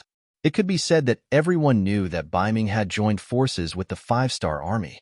All of this made Chenbo, Xian Honghai, and the others very anxious. Quick, seal the battlefield. Don't let a single enemy escape. If anyone doesn't surrender, kill them. After the military order was given, no matter if it was the Far Eastern Army, the Mabe Army, or the Mongolian cavalrymen, they began to move faster and faster. If any Walla cavalry refused to surrender, they would be killed without mercy. The entire battlefield was suddenly filled with rivers of blood.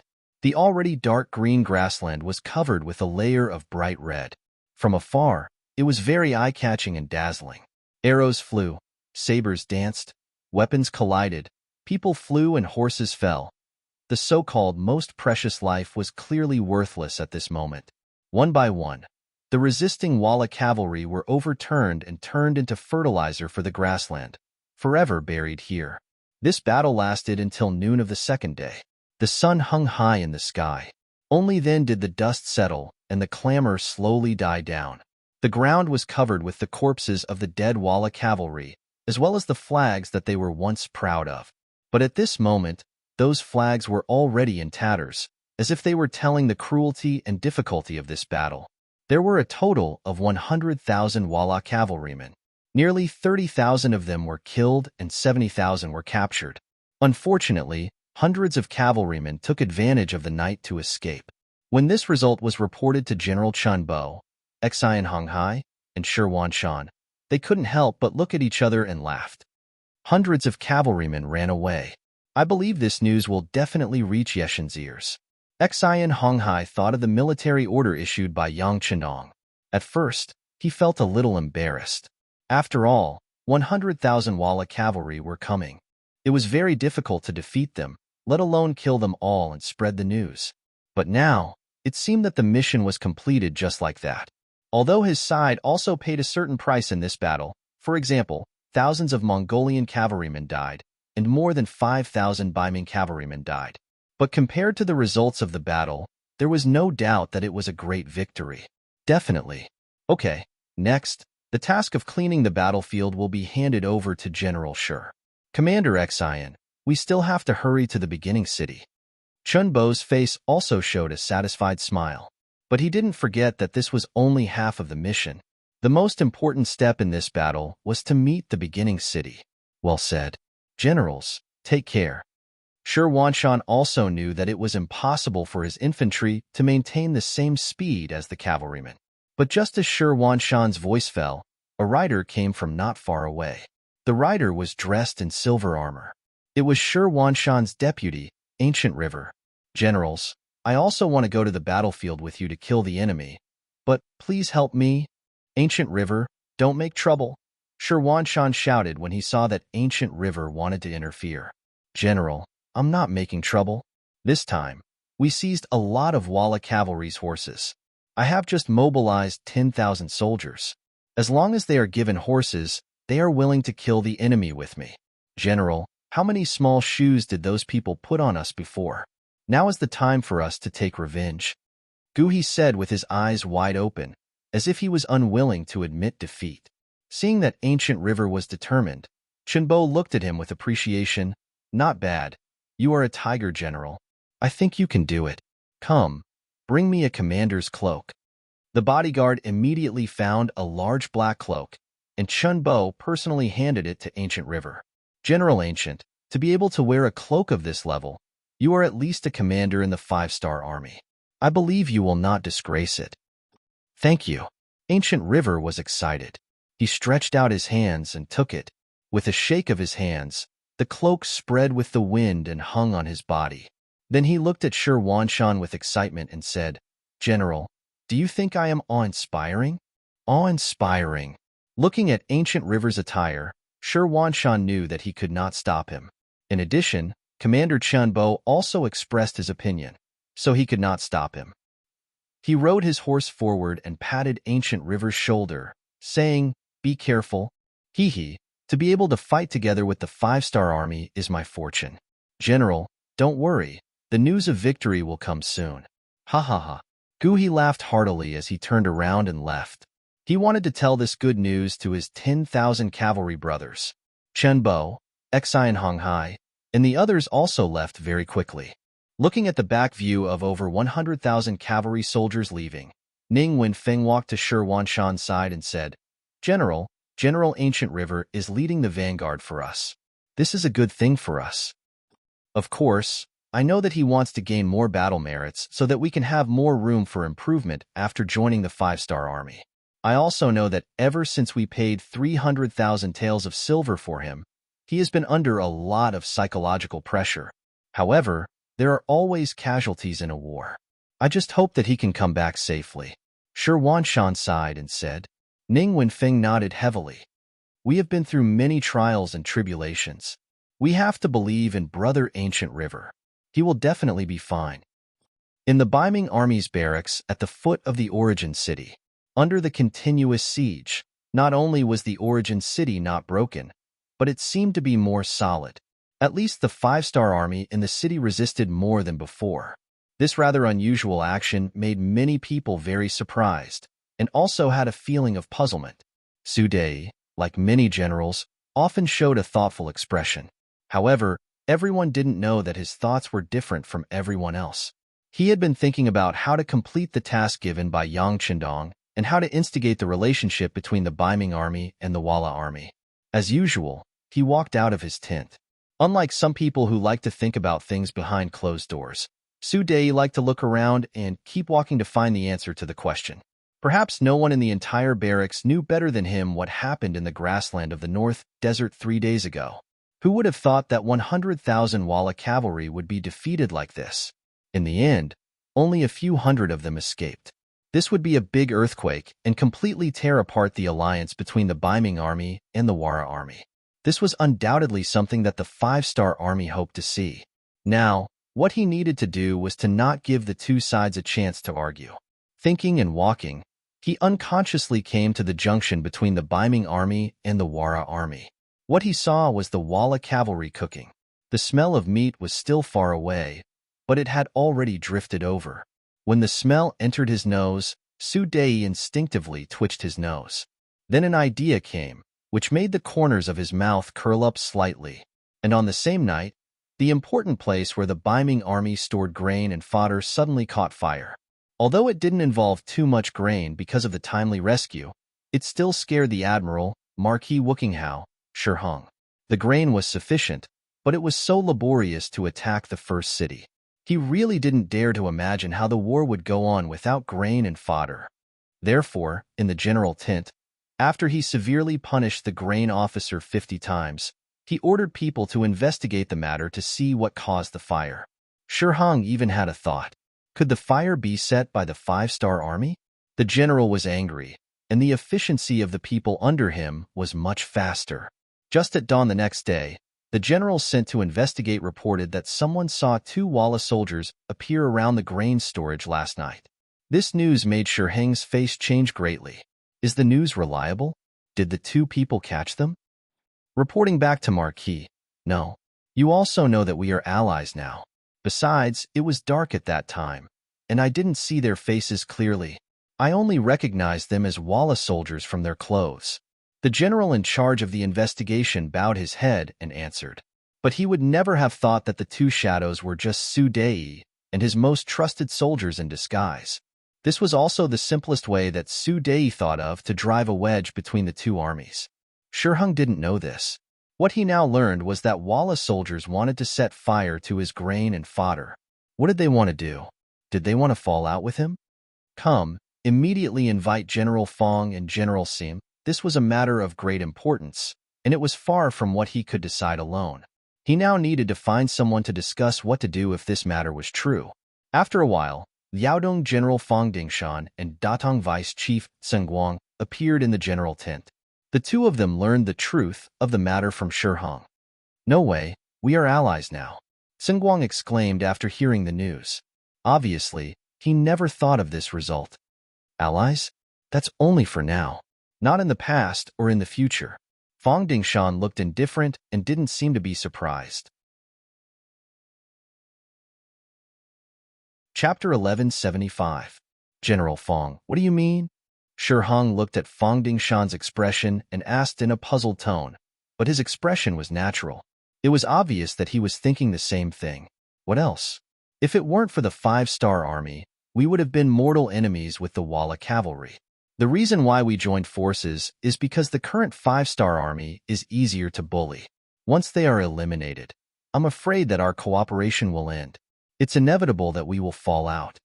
After Fong Dingshan said this, he narrowed his eyes and looked at Shirhang and Tseng Guang. He didn't believe that these 2 people didn't think of this. In fact, Shirhang had already received the decree of the Daizong Emperor. He could join forces with the Wara army, but it was only a limited alliance.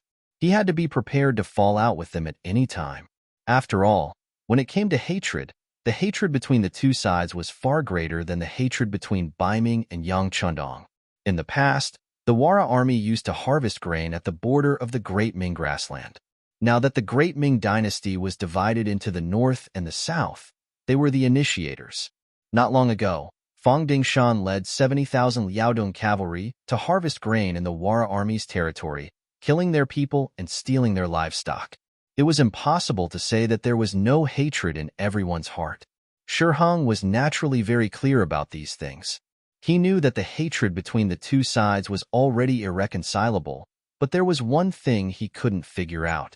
Why did the Wara army choose to attack them at this time? Did they want to join forces to deal with the 5-star army? Shirhang raised the question in his heart and then looked at Fong Dingshan, wanting to see what the other party thought. Marquis, don't look at me. The reason why they did this is probably because they think that we can't take down the first city.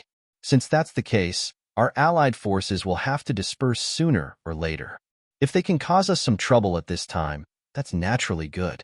By the way, Marquis, please don't forget that the Shajing city and Jingzhou city that we're occupying used to belong to the Tile tribe. Speaking of this matter, Fong Dingshan did not even hesitate. It was clear that he was not optimistic about this alliance. This had a lot to do with Fong Dingshan's personality. He was originally a very arrogant person. In his eyes, only Ming was orthodox. The 5-star army, the World Wara, and even the Southern Ming dynasty would all submit to Ming soon. His mission was to conquer them, defeat them, and establish an immortal achievement. With such thoughts in mind, he had long regarded everyone as his enemy. In that case, it would be normal for the enemy to do anything to harm him. There was nothing strange or suspicious about it. If these thoughts were known by Su Dei, he would be very happy. This proved that his plan to sow discord had succeeded. You're right. It seems that we have to be careful of them. By the way, General Tsin, how confident are you in taking down the first city? Shirhang nodded in agreement. What Fong Dingshan said was roughly the same as what he thought. However, there was one difference. In his eyes, the 5-star army was a bigger enemy. No matter how strong the world Wara was, they were only able to move freely on the grassland. In contrast, Bugnam of Gojoseon had the ability to penetrate the hinterland of Ming. This was what he needed to guard against the most. When he thought of Bugnam of Gojoseon, it reminded him of the first city. He wanted to know how confident he was in taking down the first city. It should be soon. This time, Xinguang was not as confident as before. It was not because of anything else. It was because the difficulty of attacking the city had increased over the past few days. The 5-star army that was guarding the city seemed to have been injected with chicken blood. They began to regain their vitality and were not as easy to deal with as they were in the beginning. However, with the advantage of besieging the city, he firmly believed that the other party would not be able to hold on for long. Therefore, it was certain that they would be able to take down the city, provided that they had enough time. Then let's speed up. Shi Hong did not intend to urge Xinguang. These days, the momentum of the siege was still very fierce. As the commander, he knew very well in his heart. Of course, he did not know that there was not much time left for him. By the way, General Fong, what do you think we should do next against the World Wara? Shi Hong did not forget the purpose of asking the two of them to discuss this matter. What else can we do? We'll just have to deal with whatever comes our way. In the future, we will increase the number of soldiers guarding the provisions. In addition, I will also send people to keep an eye on them. Fong Dingshan said with a relaxed expression. If the other party still had 150,000 cavalrymen, he would be nervous. But now, there were only 50,000 of them, which was even less than him. He was really not afraid. This was also because the emperor did not give an order. Otherwise, he would have dared to kill these people. Fong Dingshan said it so casually that Shi Hong also breathed a sigh of relief. This was the advantage of having strong soldiers. When dealing with things, they would have a lot more confidence. Well, then we have to pay attention to the World Wara's every move at all times. Of course, the main thing is to attack the city. As long as we take down the first city, even if they have other ideas, they will have to hold back. When we deal with the 5-star army, it will be time to go back and deal with them. General Tsin, please pay attention to this point. After going around in circles, they finally returned to the problem of how to take down the first city. Yes, I will do my best. But now, we are a little short of troops. Can we see if we can transfer some from the rear? Xinguang asked tentatively. These days, although the 5-star army that was guarding the city was under great pressure, they also suffered a lot of losses. The number of wounded had exceeded 30,000. And the other soldiers were also exhausted. If they could get a fresh army to join them now, then they would have a greater chance of taking down the city. Shi Hong was the military commander personally appointed by the emperor. He was in charge of all the military affairs at the front line. Only he had the final say on things like transferring troops. After hearing Xinguang's request, he asked very seriously, General Tsin, how many more troops do you need? Can you guarantee that you can take down the first city? Hearing that there was hope, Xinguang said with some excitement, there is no problem in taking down the first city. I can feel that the enemy's strength has been greatly reduced. Now, it is just a little bit away. If Marquis can give me an additional 100,000 troops, then I am confident that I can take down the city within 5 days.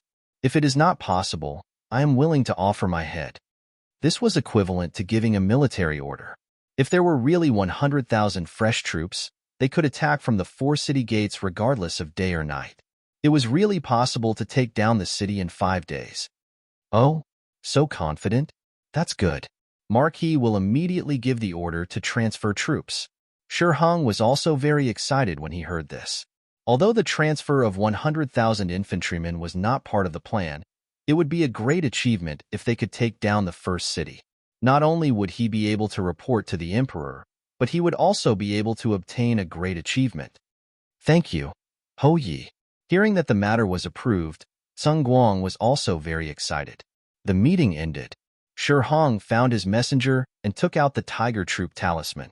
He asked them to go to Tulu City, Sambilachuan City, Shajing City, and Jingzhou City to transfer troops. Tulu City was the fortress of the rear base of the Ming army. There were originally 50,000 soldiers there.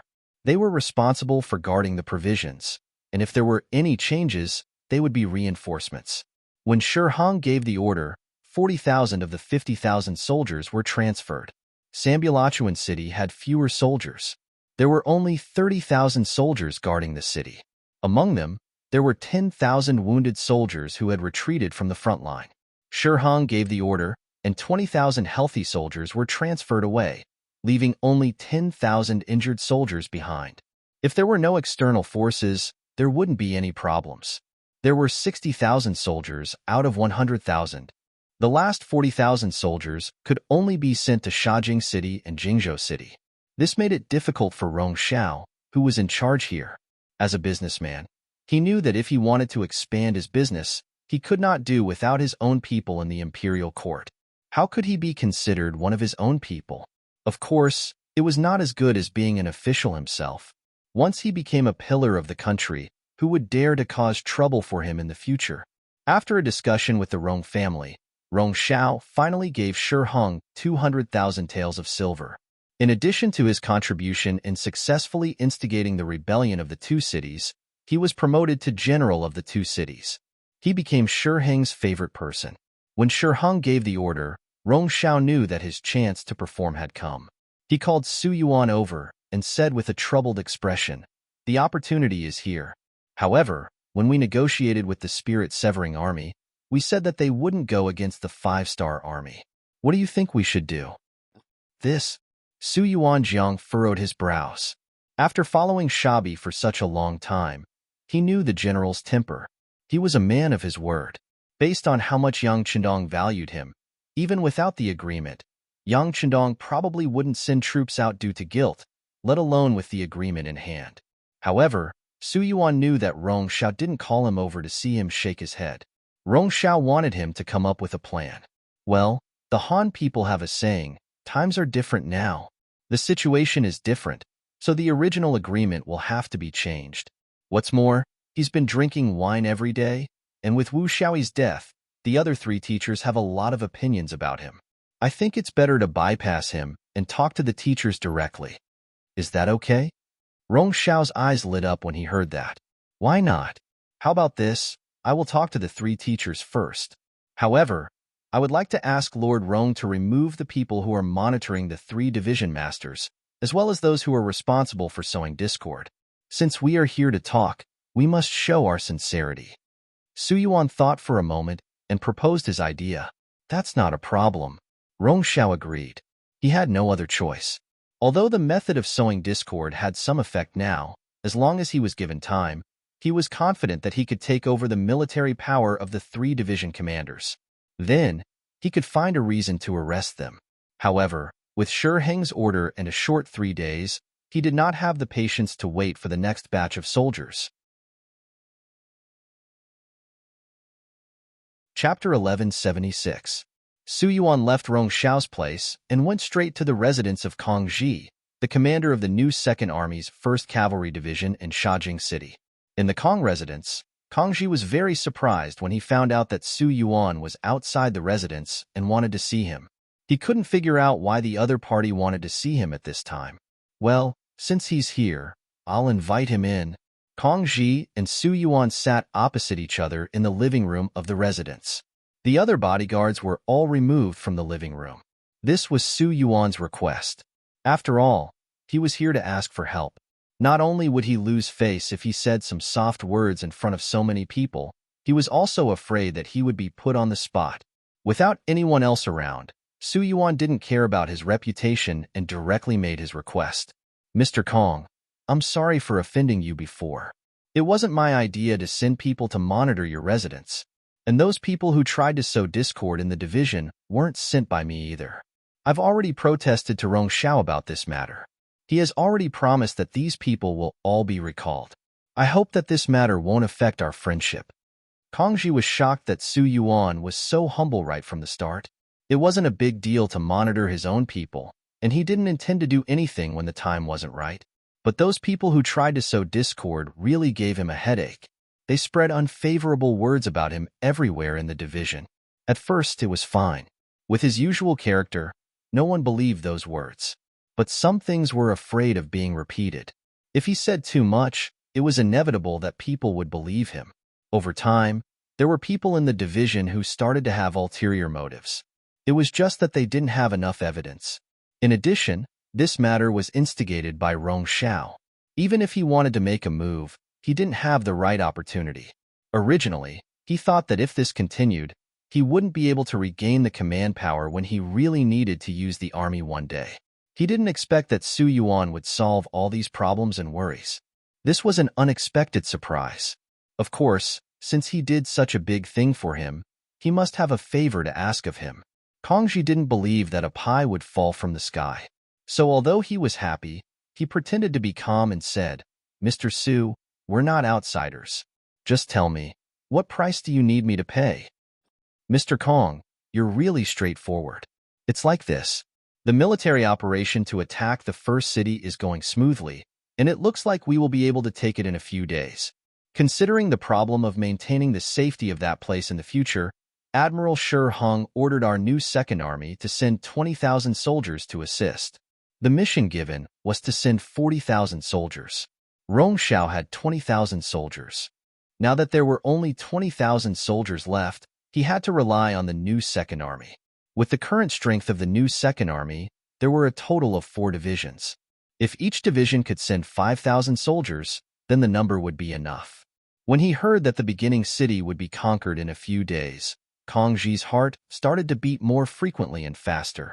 If the beginning city was really conquered, then when would he be able to return to the 5-star army? Fortunately, Su Yuan's next words made Kongji heave a sigh of relief. At the same time, he also saw the other party's real intention. Ming did not have enough soldiers at the front line.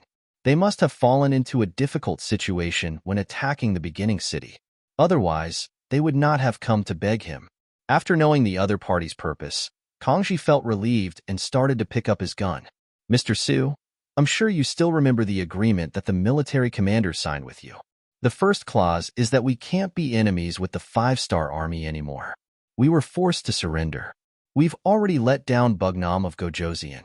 How can we go against our conscience and be enemies with them? We really can't do such a thing."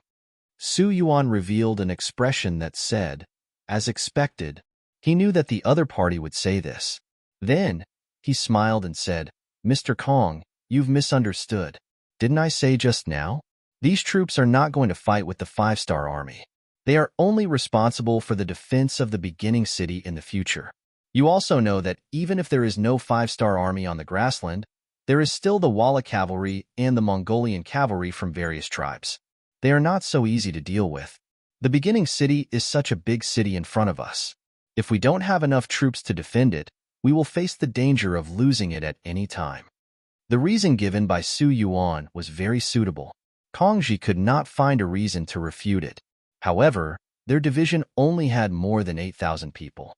If 5,000 people were transferred away all of a sudden, their strength would be reduced by more than half. This was not what he wanted to see. It was certainly a good thing to be able to remove the people who were monitoring him and spreading rumors in the army. However, how to agree to the other party's request without being heartbroken was what Kongji needed to consider. He did not speak for a long time. He looked at Su Yuan and asked anxiously, "Mr. Kong, say something? Sir Rong Xiao is still waiting for the news." "Well, it's really impossible to transfer 5,000 people from a division." Kongji had a rough idea in his mind in a short period of time. He finally spoke. As soon as he spoke, Su Yuan was immediately unhappy. "Mr. Kong, what do you mean? I just said that we are not going to be enemies with the 5-star army. Wait, Mr. Su, wait for me to finish. You just said that these troops are not rushing to the beginning city to be enemies with the 5-star army. They are responsible for defending the city after taking it down. If that's the case, what do you think about this? I'll transfer 2,000 people from the division to you. Then, you'll recruit 3,000 able-bodied men from the city as soldiers. In this way, won't you make up 5,000 people? The advantage of doing this is that it won't affect the combat ability of our new Second Army. It can also help you complete the mission. Isn't it the best of both worlds? Besides, it's just a mission to defend the city. It's not difficult. Even if they haven't undergone any training, they can still do it well. What do you think?" Kongji came up with a way to get the best of both worlds. He needed to ensure the combat ability of a division. The organization could be incomplete, but they could be pulled and fought when there was a mission. Therefore, he had no choice but to come up with this plan. Originally, Su Yuan wanted to say something. However, when he heard this method, his attitude became a little hesitant. Since he did not reject it immediately, there was a way. Kongji added fuel to the fire and said, "Mr. Su, why does Ming value us so much? Isn't it because our army has a certain level of combat ability? If we don't have this characteristic, who will still value us? By that time, it'll be time to get rid of the donkey after it has outlived its usefulness. If that's the case, we won't have a good ending. I'm sure Mr. Su won't have a good time either. Factions are the most important thing in the army. A good man has 3 factions." Kong Ji said these words from Su Yuan's perspective. This made Su Yuan, who was originally hesitant, finally make up his mind. "Not bad. Mr. Kong, you're indeed a talented general with both wisdom and courage. You're right. How about this? I'll go talk to Mr. Rong Xiao now. Oh, by the way, about the 2,000 people that the 1st Cavalry Division will send out, please make early preparations." Sure. I'll make the arrangements now." Kongji thought about how some people in the division were dissatisfied with him. Some of them were simply spreading rumors. He didn't know how to deal with these people. Now that there was an opportunity, it would be good to get rid of them so that he could better control the troops. Su Yuan left in a hurry. He did not know how he told Rong Xiao, but the matter was settled. Then, the recruitment of soldiers in the 2 cities began. They were not working for the 5-star army, which was for the people. The people were not very enthusiastic about joining the army. In the end, there was no other way. The recruitment became a recruitment of able-bodied men. Who asked Shi Hong to be so anxious? Rong Xiao, who wanted to show off, had to do things well. Not only that, he also decided to personally send 40,000 troops to Beginning City to curry favor with Shi Hong. Under Beginning City, the siege was still ongoing. Since the military order was made in front of Shi Hong and Fang Dingshan, under the command of Guang, the attacks became fiercer and fiercer. Several times, their soldiers rushed up the city tower. Although they were eventually suppressed, at least they saw the dawn of victory. The siege was very lively. The Wara war camp under the city was unusually quiet. This kind of siege warfare was not suitable for cavalry. They had been under the city for a long time, and some of the cavalry were even lazy. But all of this changed with the return of a few Wala cavalry. They were the Wala warriors who followed General He to the battle. They were lucky enough to escape. Naturally, they had to return to the camp and report everything they saw and experienced to their leader. In fact, they were not the only ones who returned. Not far from the camp, there were hundreds of cavalry waiting there. Everyone heard Shi Wanshan shout and knew that Ming had joined forces with the 5-star army. They were worried that once they returned, they would alert the enemy, so they sent a few representatives back to the camp. In the leader's tent, Yes Hin received these deserters. After learning that He died in battle and only a few hundred of the cavalry escaped, he was so angry that he flipped the desk in front of him and said angrily, "You said that the reason why we lost was because the Ming army stabbed us in the back, right?" "Yes, leader.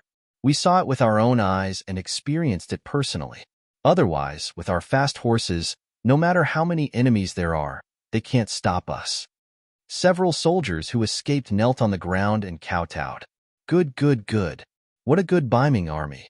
I trusted them so much, but they dared to play tricks behind our backs. I'm going to find Shi Hong and ask him for an explanation. Yes Hin could not suppress his anger and was about to leave the tent. "You can't." A figure blocked his way, and then that person knelt on the ground.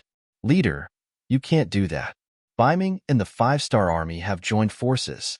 If we go to them now, not only will it not have the slightest effect, but it will also alert them. If we don't do it well, they will do harm to our leader."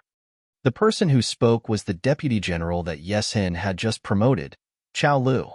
In Mongolian, it meant stone. Chapter 1177. This person was very burly and had good skills. More importantly, he was not only a boorish man, but he also had his own ideas when he encountered problems. Ever since he was discovered by Yes Hin, he was promoted to be a deputy general by his side, in charge of his own safety. Sometimes, he would even lead troops to become a general. When Qiao Lu blocked the way, Yesen wanted to kick him away out of anger.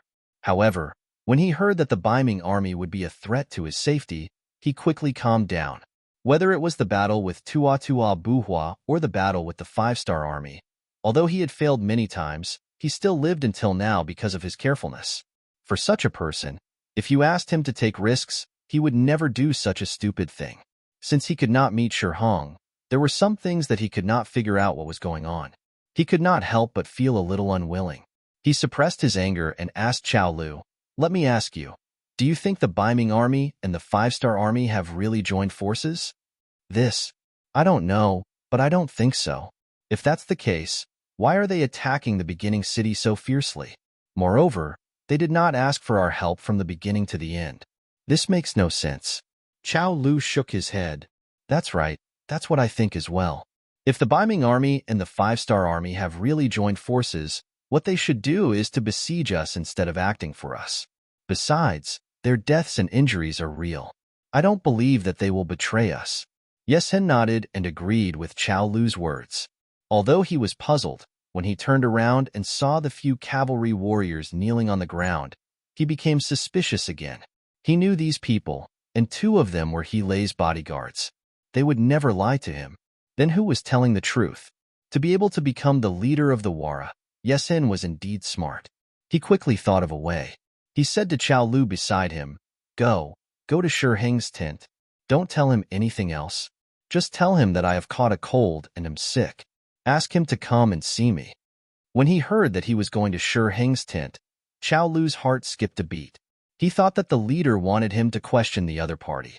However, when he heard that it was just a message, he immediately felt relieved.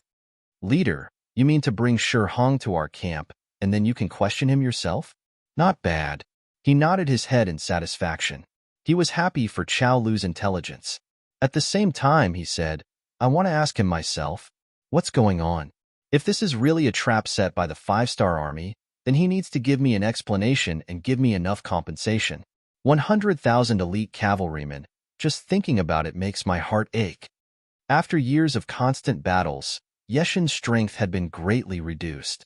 Now, he only had 50,000 cavalrymen with him and 80,000 cavalrymen in the Hanoi headquarters. In total, he only had 130,000 cavalrymen left. This time, he had lost nearly half of his forces. Anyone would be heartbroken. After knowing Yeshen's intention, Qiao Lu knew what to do. He agreed and left the tent. In view of the fact that the provisions were almost burned, Shi Hong increased the surveillance of the Wala army camp. When a few cavalrymen suddenly entered the Wala army camp, he became alert. Although he didn't know where these cavalrymen came from or what they wanted to do, he instinctively became vigilant. At this moment, Qiao Lu came. Using Yeshen's illness as an excuse, he asked Shi Hong to go to the Wala army to discuss the next step of the battle plan. "Oh, Leader Yesen is sick. Is there anything wrong?" "Sigh, how could such a strong body get sick just like that? How about this? I'll immediately send people to bring a skilled doctor. As for Marquis, he's really busy with military affairs, so he won't go." Just like how Yesen didn't dare to come to his tent, Shi Hong was also afraid of death. Who knows if he's really sick, or if he's just trying to trick me to go over and harm me? Not only did Shi Hong not go, but he also wanted to send a doctor with him. Qiao Lu, who was afraid of being exposed, of course didn't agree. He could only say that the leader's illness wasn't serious. The Wala army also had their own doctors, so they didn't need to trouble Shi Hong. As for the discussion of the battle plan, they would wait until their leader recovered. Qiao Lu came in a hurry and left in a hurry. Looking at his back, Shi Hong coldly snorted. "This is clearly a trick to trick me into going to your camp. It seems like there really is something wrong with the Wara army. Someone, go invite General Fong over for the discussion." Not to mention that Shi Hong was already on guard. When Qiao Lu returned to the camp and told him what happened, Yeshen's expression changed again and again. "So, Shi Hong is guilty and doesn't dare to appear?" "Yes, leader, that's the feeling I get. It seems like there really is something wrong with the Ming army." Qiao Lu expressed his feelings. "But why would they do this? Don't they know that compared to us, the five-star army is their biggest enemy? If we let it continue, sooner or later, Bai Ming will regret it. Yes Hin didn't understand and sighed. Then he shook his head and said, "Forget it. Since we're not on the same side, there's no point in staying here. Let's just leave." Knowing that there was danger, Yes Hin wouldn't stay here and be a live target. Leaving was what he thought he should do. But he didn't expect that Chao Lu would stop him. "Leader, this matter can't be rushed. We just want to find Shi Hong during the day. If we prepare to retreat now, they'll definitely notice. I don't think the Bai Ming army has any intention of targeting us right now. Why don't we wait and see? We'll leave when they relax. This way, we'll be safer." Knowing that Hu Lu was right, Yes Hin nodded in agreement. "That's good too. In order to confuse them, we'll tell them that I'm sick and won't be around for 2 days. But you have to find those generals in private and tell them to prepare to retreat at any time. As long as we can leave here safely, some things should be thrown away." After sighing, Yes Hin came to the bed in the tent and laid down. He was really going to pretend to be sick. In the Bai Ming army's main tent, Shi Hong found Fong Dingshan and told him about Hu Lu's intentions. Then he asked for his opinion. "General Fong, in your opinion, does Yes Hin want to harm Marquis?" Fong Dingshan didn't respect Shi Hong from the bottom of his heart.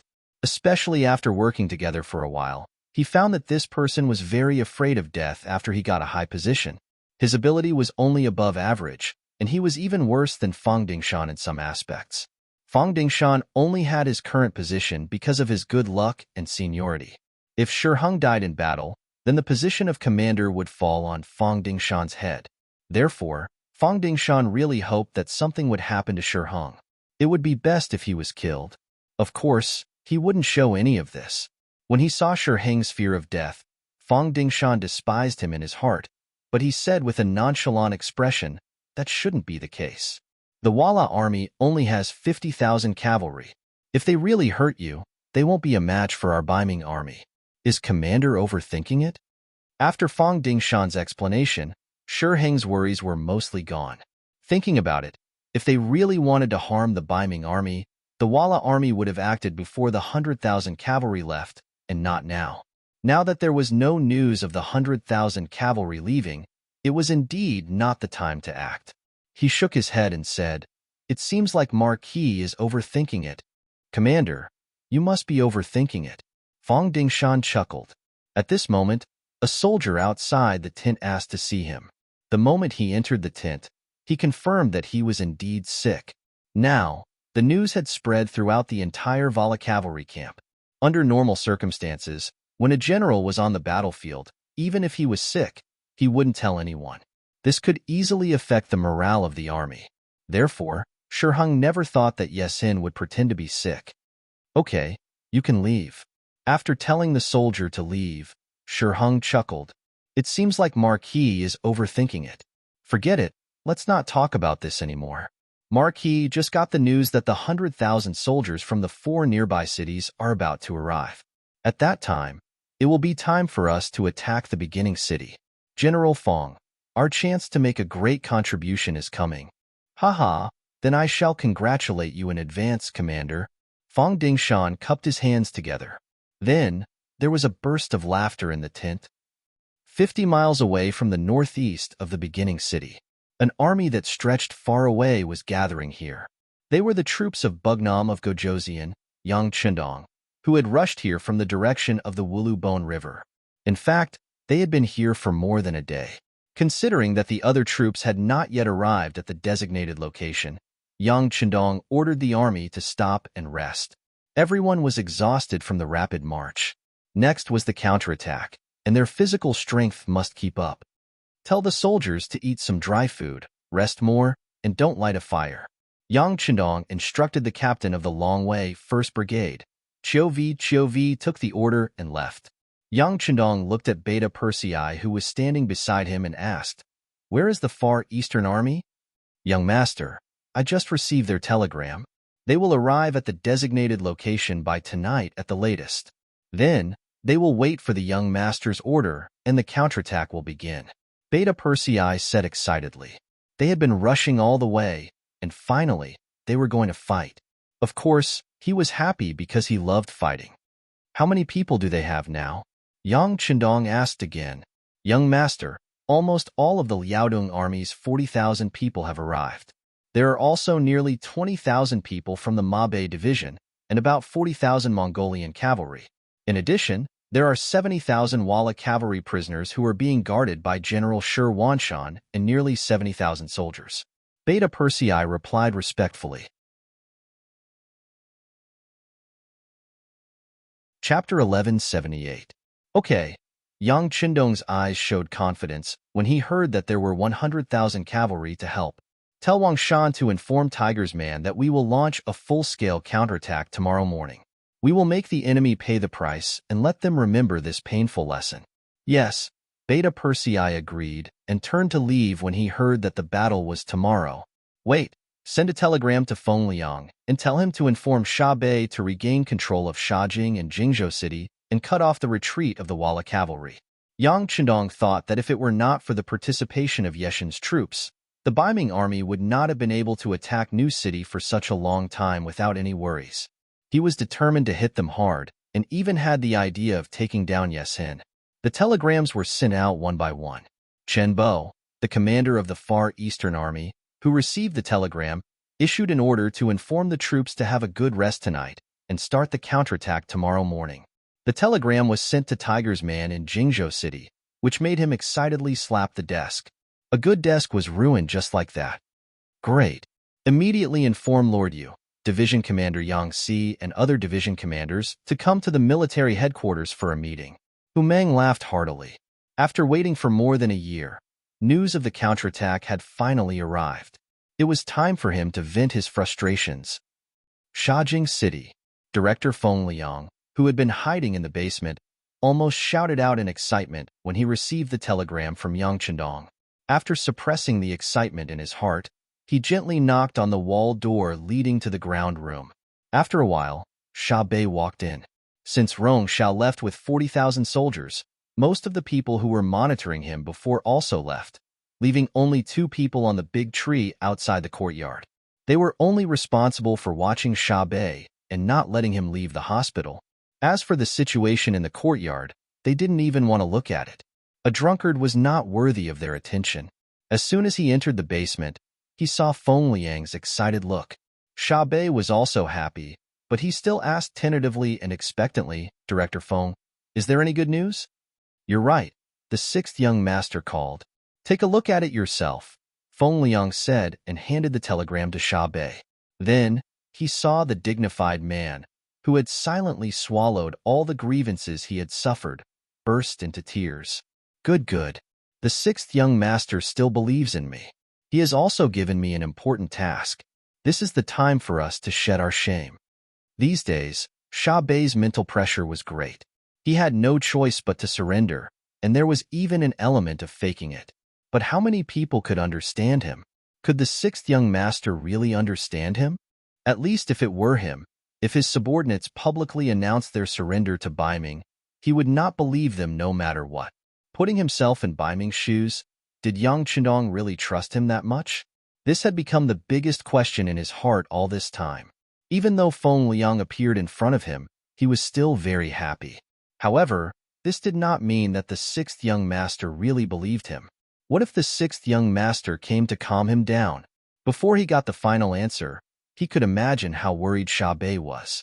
Now that he saw this telegram, he could finally be relieved. If Yang Qindong did not really trust him, how could he tell him the war plan in advance? When he thought about how the 6th young master still believed in him despite what he had done, Sha Bei felt like a gentleman would die for his bosom friend. What was not worth risking his life for? After he calmed down and walked out of the basement, Sha Bei's spirit changed at this moment. Steward, do 2 things. First, bring people to kill that annoying fellow on the tree outside the courtyard. Second, inform Kong Ji and the other 2 teachers to come to my place for a meeting. The aura of a superior reappeared on Shibi's body, and his words were clear and forceful. The steward, who was originally a little stooped, suddenly straightened his body at this moment. He asked as if he did not know his master, killing people, don't be afraid. The weather will change soon. Some bedbugs should be dealt with very early, Sha Bei said with an imposing manner. Shajing City was nearly 1,000 miles away from the first city. It was unknown how long it would take for the news of the counterattack to arrive. He could prepare in advance here and did not have to worry about the news being leaked. Seeing that Sha Bei was so confident, the steward, who had been holding his breath for a long time, immediately said, "Yes, master. Don't worry. I'll arrange it now." They were just 2 soldiers in charge of the surveillance mission. When they were still leaning against the tree trunk to rest, 2 arrows suddenly pierced into their bodies. The speed and ferocity of the arrows was so fast that they didn't even have the strength to scream before they were sent to meet the King of Hell. After an hour, Kong Ji and the other 2 division commanders rushed to the new Second Army's military headquarters and saw Sha Bei, who had changed into a brand new general's military uniform.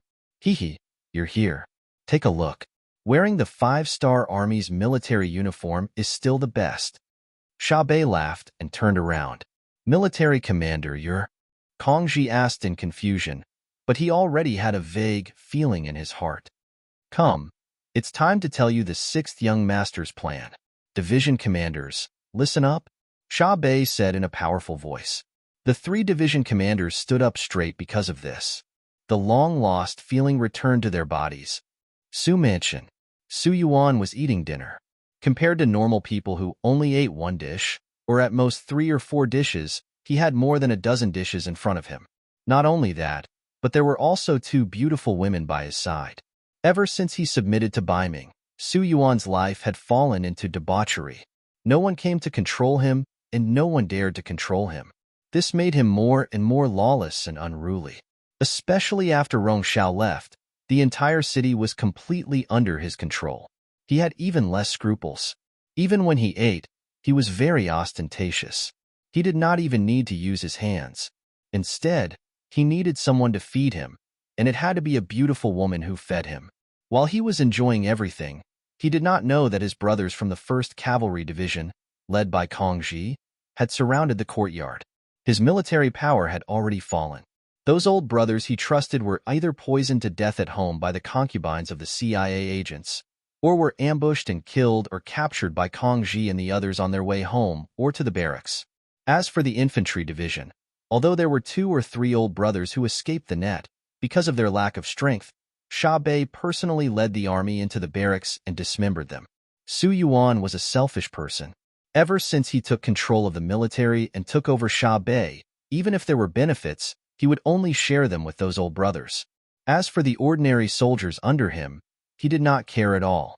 The soldiers who were used to receiving high salaries from the 5-star Army suddenly lost their source of income. Even if there was, it was pitifully little. Which one of them did not feel angry in their hearts?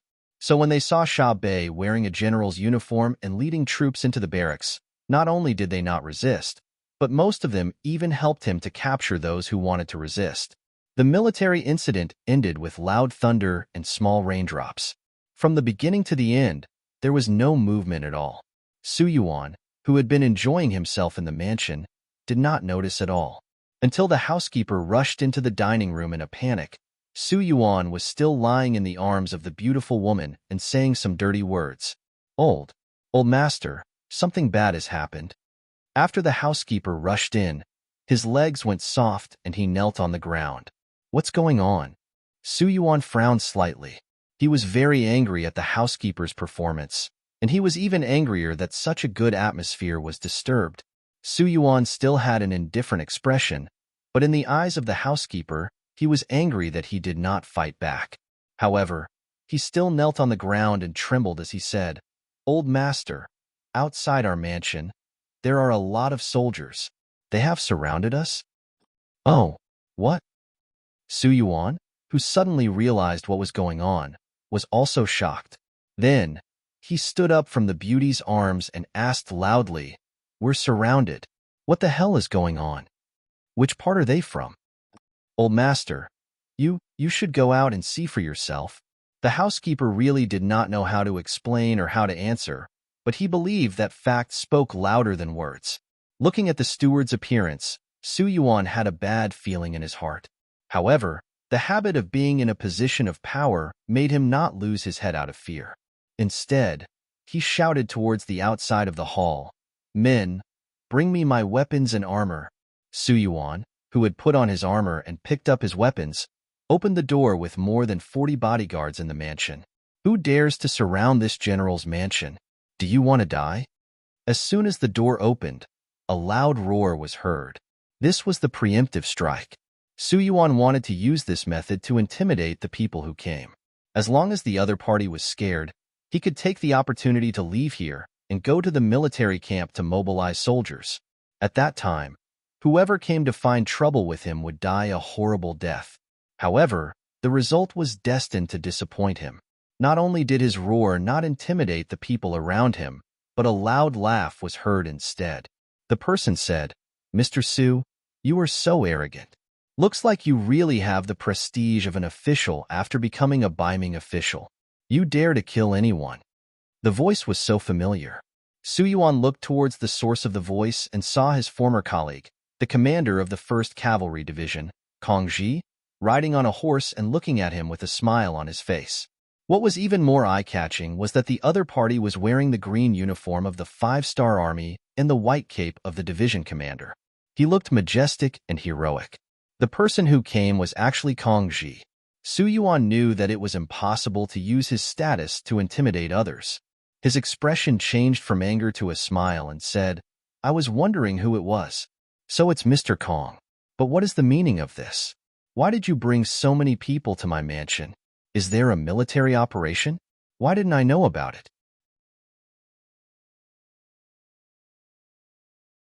Chapter 1179.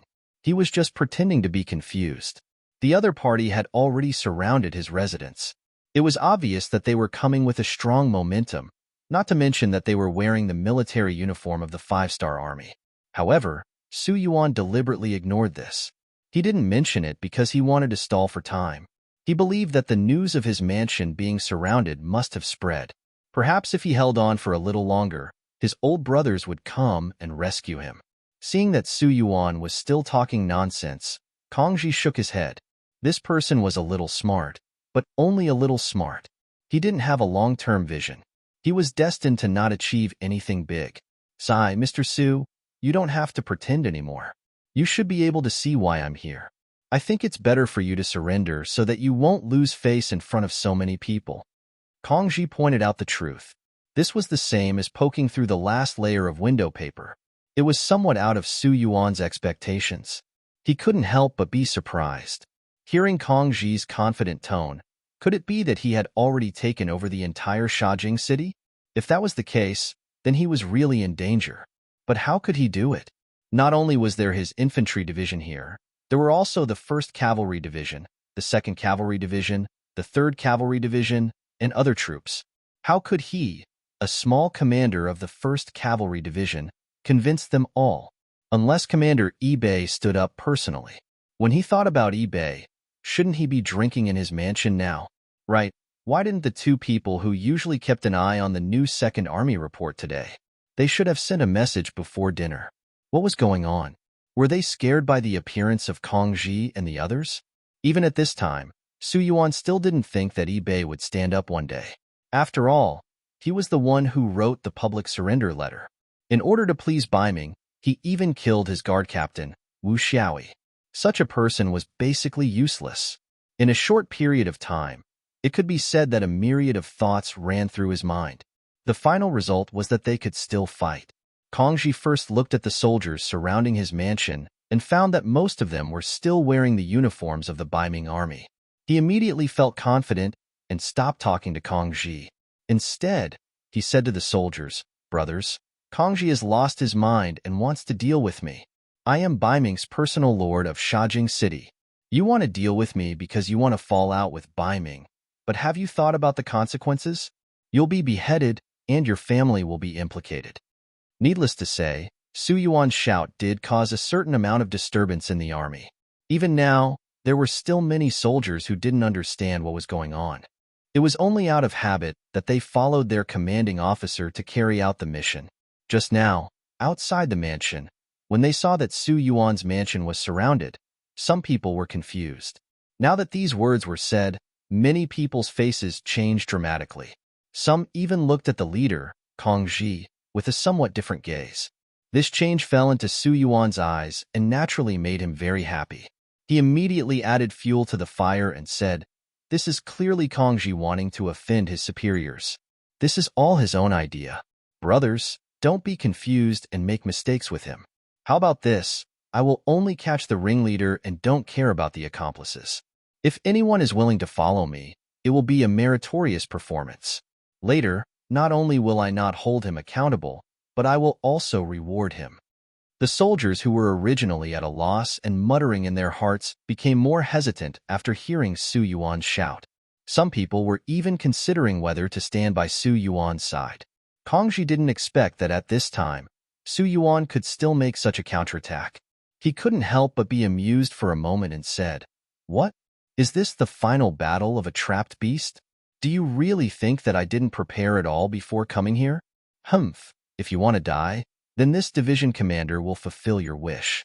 Come, invite the commander." Just a moment ago, Sibei had already arrived, but he didn't stand out. Instead, he stood outside the team. Kongji had already seen this. He thought of what Commander Sibei said in the previous meeting. He said that he didn't want to face the traitor Su Yuan, so he didn't have the intention to invite the commander. But now, the morale of the army was obviously shaken. If the commander didn't come out, then it was very likely that there would be a problem. The moment Sibei called for the commander, the crowd and the team panicked. Just as many people looked around, Sibei appeared. He was wearing the 5-star Army's uniform, especially the shining golden beads on his shoulder. Even though the sky was about to turn dark, they were still very dazzling. Sibei finally appeared. When Kongji called for the commander, Su Yuan felt that something was wrong. This seemed to be completely out of his control and even imagination. And when he saw the Shui appear, this feeling became reality, making him feel as if he had been struck by lightning. A commander was a commander after all. His prestige wasn't something that Division Commander Kongji could compare with. In particular, there were all kinds of people. Due to the lack of time, there were people from all divisions. Kongji was only a division commander of the 1st Cavalry Division. It was obviously difficult for him to completely control them. But when it came to Sibei, this wasn't a problem. As a commander, which soldier wasn't his former soldier? Sibei's appearance caused the noisy discussions from before to immediately disappear.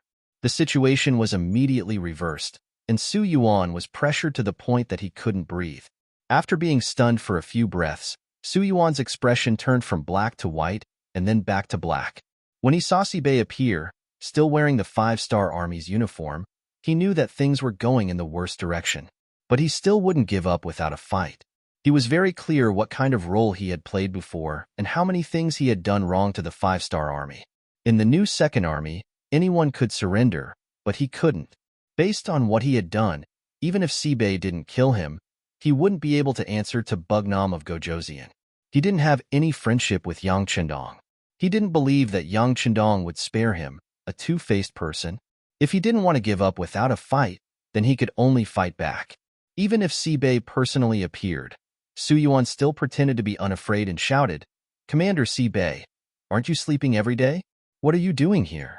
Oh, I know. You must have been threatened by someone, right? The person who threatened you is Kongji, right? Don't worry, with me here, no one can hurt you. As long as you stand on my side, I can guarantee your safety." Originally, because of Sibei's appearance, all the soldiers started to take sides. But with Su Yuan's shout, some of the weak-willed soldiers became confused. Could it be that Kongji really threatened the commander and that Kongji wanted to rebel? The changes in the soldiers below didn't escape Sibei's eyes. He couldn't help but sigh and said, "Enough, Su Yuan. I didn't expect you to have such ability. You can turn black into white and say it so righteously. I'm afraid that people who don't know you will really believe your words. But what's true is true. How can it change because of a few words from you? Sigh, surrender. I will plead with Bugnam of Gojoseon to save your life." After saying this to Su Yuan, Sibei didn't have any intention of stopping. Instead, he said to the surrounding soldiers, "Soldiers, Sibei was forced by the situation and for the survival of the new 2nd Army. I had no choice but to bow to Ming. But this doesn't really mean that I want to surrender to Ming. It's just a temporary measure. And all of this has also received the support of Bugnam of Gojoseon. Now, Bugnam of Gojoseon has sent news that he has brought his army to the grasslands. Now, he is besieging the Baiming army and the Wala army. It won't be long before he brings his army to our Shajing city. In order to welcome Bugnam of Gojoseon, what we need to do now is to take back the city and do everything we should do. Moreover, Bugnam of Gojoseon also said that he understands the decision that everyone made under that situation. So, he won't make things difficult for any of us. Please don't worry about this. When the soldiers heard Sibei's speech, they all revealed a joyful expression. A person's reputation was like the shadow of a tree. Just the 3 words, Bugnam of Gojoseon, represented a magnificent army. It was an invincible aura and influence. It seemed that as long as Yang Chendong was there to fight, no matter how difficult the problem was, it would be easily solved. Long live Bugnam of Gojoseon! Long live Bugnam of Gojoseon! No one knew who took the lead to shout, but at that moment, many people shouted loudly. Even the few bodyguards behind Su Yuan hesitated for a moment before they put down their weapons and shouted loudly. To others, the thunder-like shouts were shocking, but to Su Yuan, it was no less than a death sentence. He knew that the overall situation was set, and he could not turn the situation around. Thus, he fell into a state of madness. He suddenly pointed at Sibei and said, You are a villain, a fickle villain. Villain, you are talking about yourself, right? The 5-star army has treated you well, and Bugnam of Gojoseon has treated you even better. You actually secretly contacted Baiming and thought of betrayal. People like you are the one who is shameful. This time, without Sibei saying anything, Kongji had already started to scold. Unlike Su Yuan, who got his position as a division commander with Sibei's help, Kongji's position as a division commander was personally appointed by Yang Chendong. Moreover, Kongji was a Han Chinese. He had once served in the 5-star army and performed well. Although he was not Yang Chendong's student, in terms of loyalty, he was much stronger than a foreigner like Su Yuan. Su Yuan, who had already gone crazy, did not pay attention to Kongji. Instead, he looked at Sibei and said, Tell me, did you never trust me? You were lying to me, right?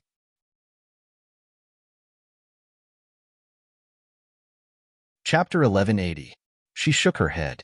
If she didn't trust Su Yuan, she wouldn't have taken the initiative to ask Yang Chendong for the position of infantry division commander. It could be said that her one-sided kindness had harmed the other party. But now, there was no need to explain this. She didn't say anything, which made Su Yuan burst into laughter. I knew it. I knew it. Ha ha ha, you never trusted me.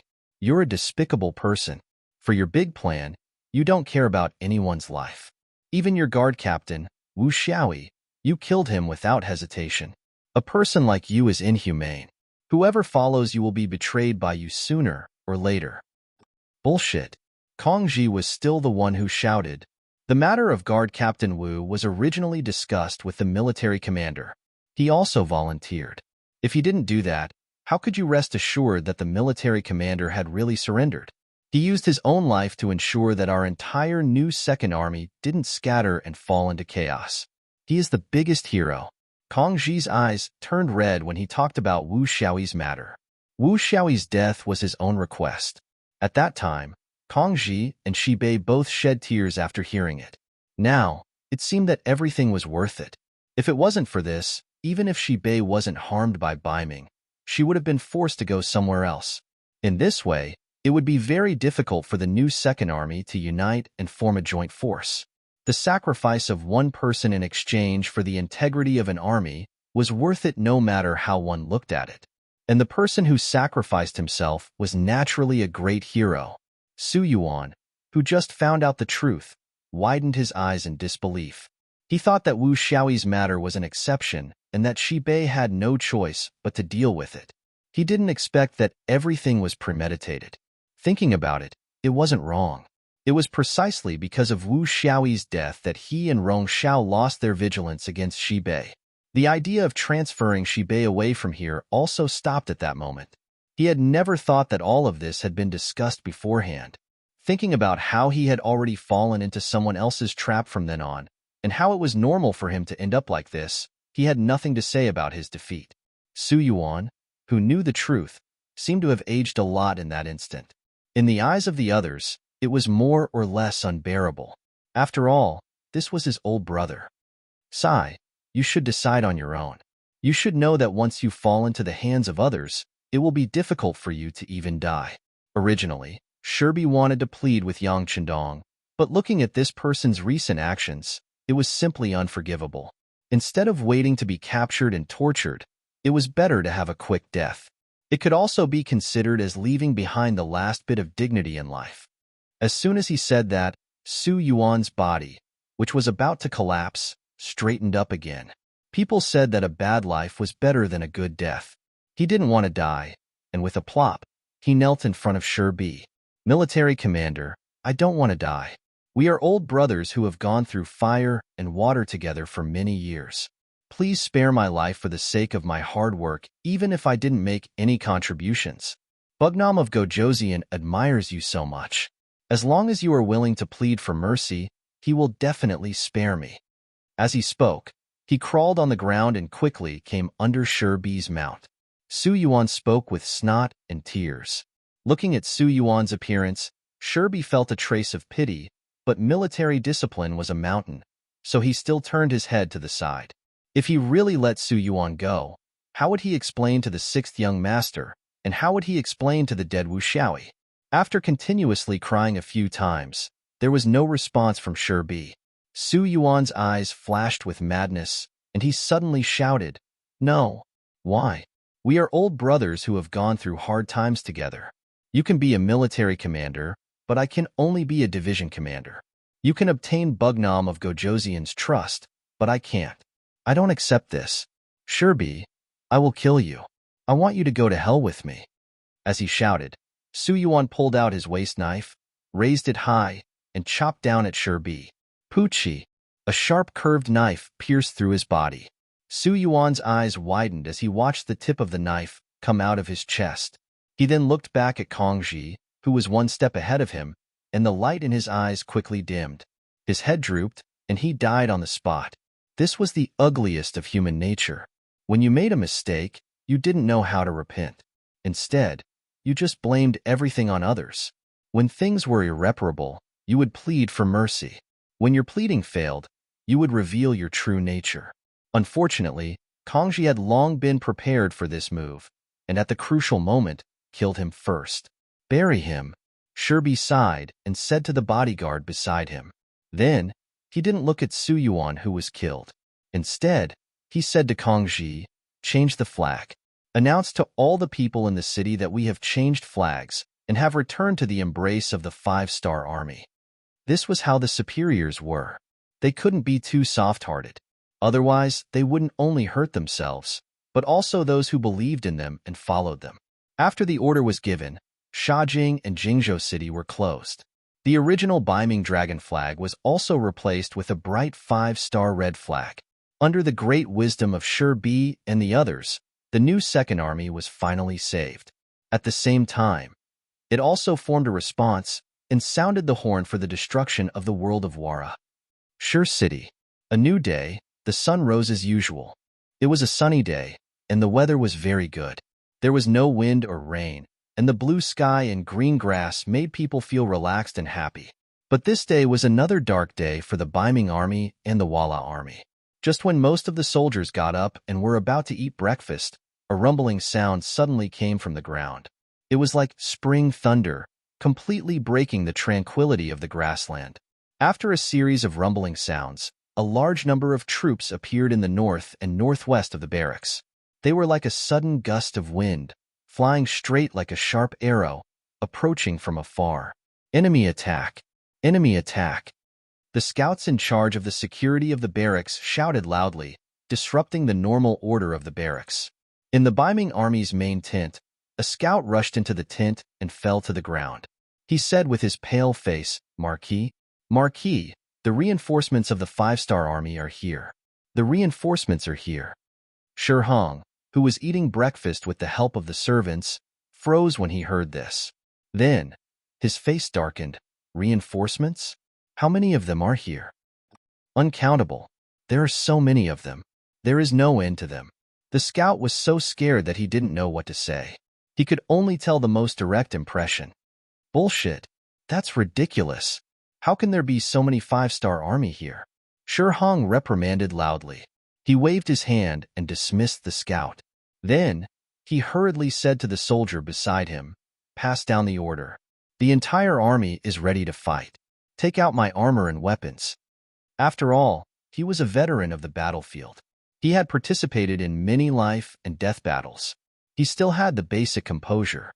This scene didn't only happen in Shi Heng's tent, but also in other large tents. Just like in Tsingguang's tent, Su Dei had already arrived. "General Tsin, the five-star army is here. Let's prepare to retreat." "Retreat? Can't we fight?" Tsingguang said with some dissatisfaction. Usually, Su Dei was quite brave. Back then, they were able to break through the outer city of Shi City by relying on his bravery. But now, he became so cowardly. "Fight? How do we fight? Why don't you go out and take a look?" Su Dei shook his head bitterly. He was very clear about Tsingguang's courage.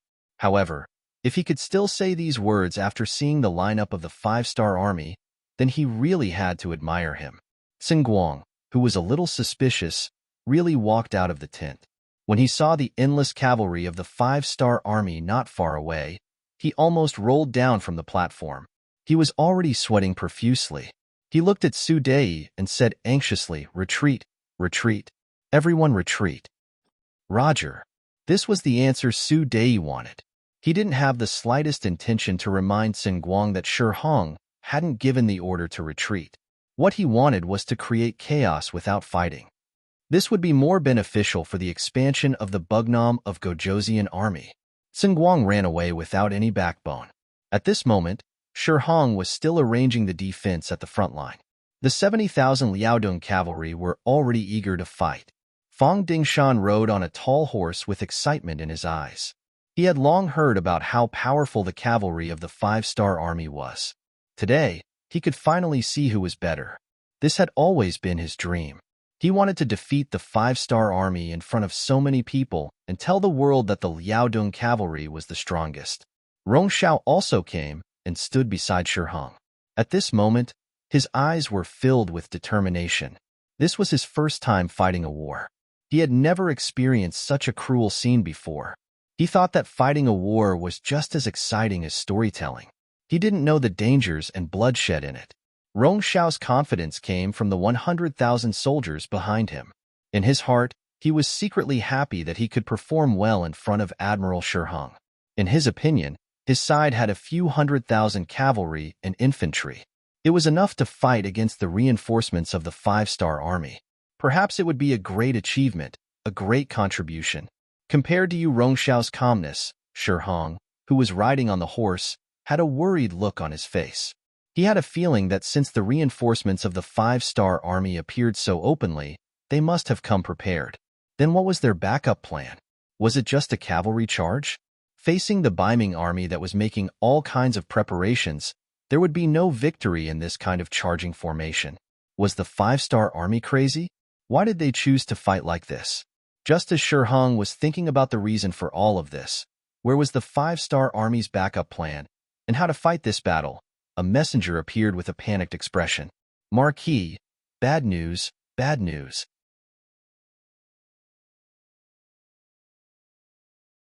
Chapter 1181.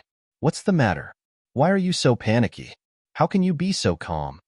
Looking at the cowardly side of his subordinate, Shi Hong reprimanded him. He had already decided to punish this messenger after the big battle. Without paying attention to Shi Heng's displeasure, the messenger knelt on the ground and said with a trembling body, "Marquis, the Walla army has retreated. They didn't have the intention to greet us and rushed out of the barracks." Hearing the news that the Walla army had retreated, Shi Heng's eyes narrowed for no reason and he had a bad premonition. During this period of time, everyone had been on guard against each other, and they were no longer as sincere as they were at the beginning. However, even though he was mentally prepared, Shi Hong was still very angry when he heard that they had retreated without fighting. "Got it. You just said that there's more. What else?" "There's more. Deputy Chief Tsengguang has escaped with 50,000 infantrymen under him." As if he had exhausted all his strength, the messenger mustered up the courage to finish speaking. What? Hearing this news, Shi Heng's expression changed drastically. He turned around abruptly, and the sword on his body was placed on the messenger's neck. With the cold sword on his neck, the messenger's face suddenly turned pale. However, since Shi Heng had asked this question, he had to answer it. He could only continue to speak. Just now, Deputy Chief Zhengguang has retreated with his troops. They withdrew all the troops that were attacking the city and fled to the south. Ayaya, Zhengguang, you've ruined Marquis' plan. Hearing that Zhengguang had also escaped, Shi Heng's expression changed drastically. Although Zhengguang only had 50,000 soldiers in his hands, he was responsible for attacking the first city. Once they retreated, the five-star army in the first city would no longer be in danger. At the same time, they might be behind him. If that was the case, how could he resist? Not to mention, after days of bitter battles, the 50,000 soldiers under Zhengguang had experienced life and death situations. They could be described as elites. Once they left, not only would their combat power be greatly reduced, they would also not be able to find a replacement. Zhengguang's escape added even more uncertainty to the battle.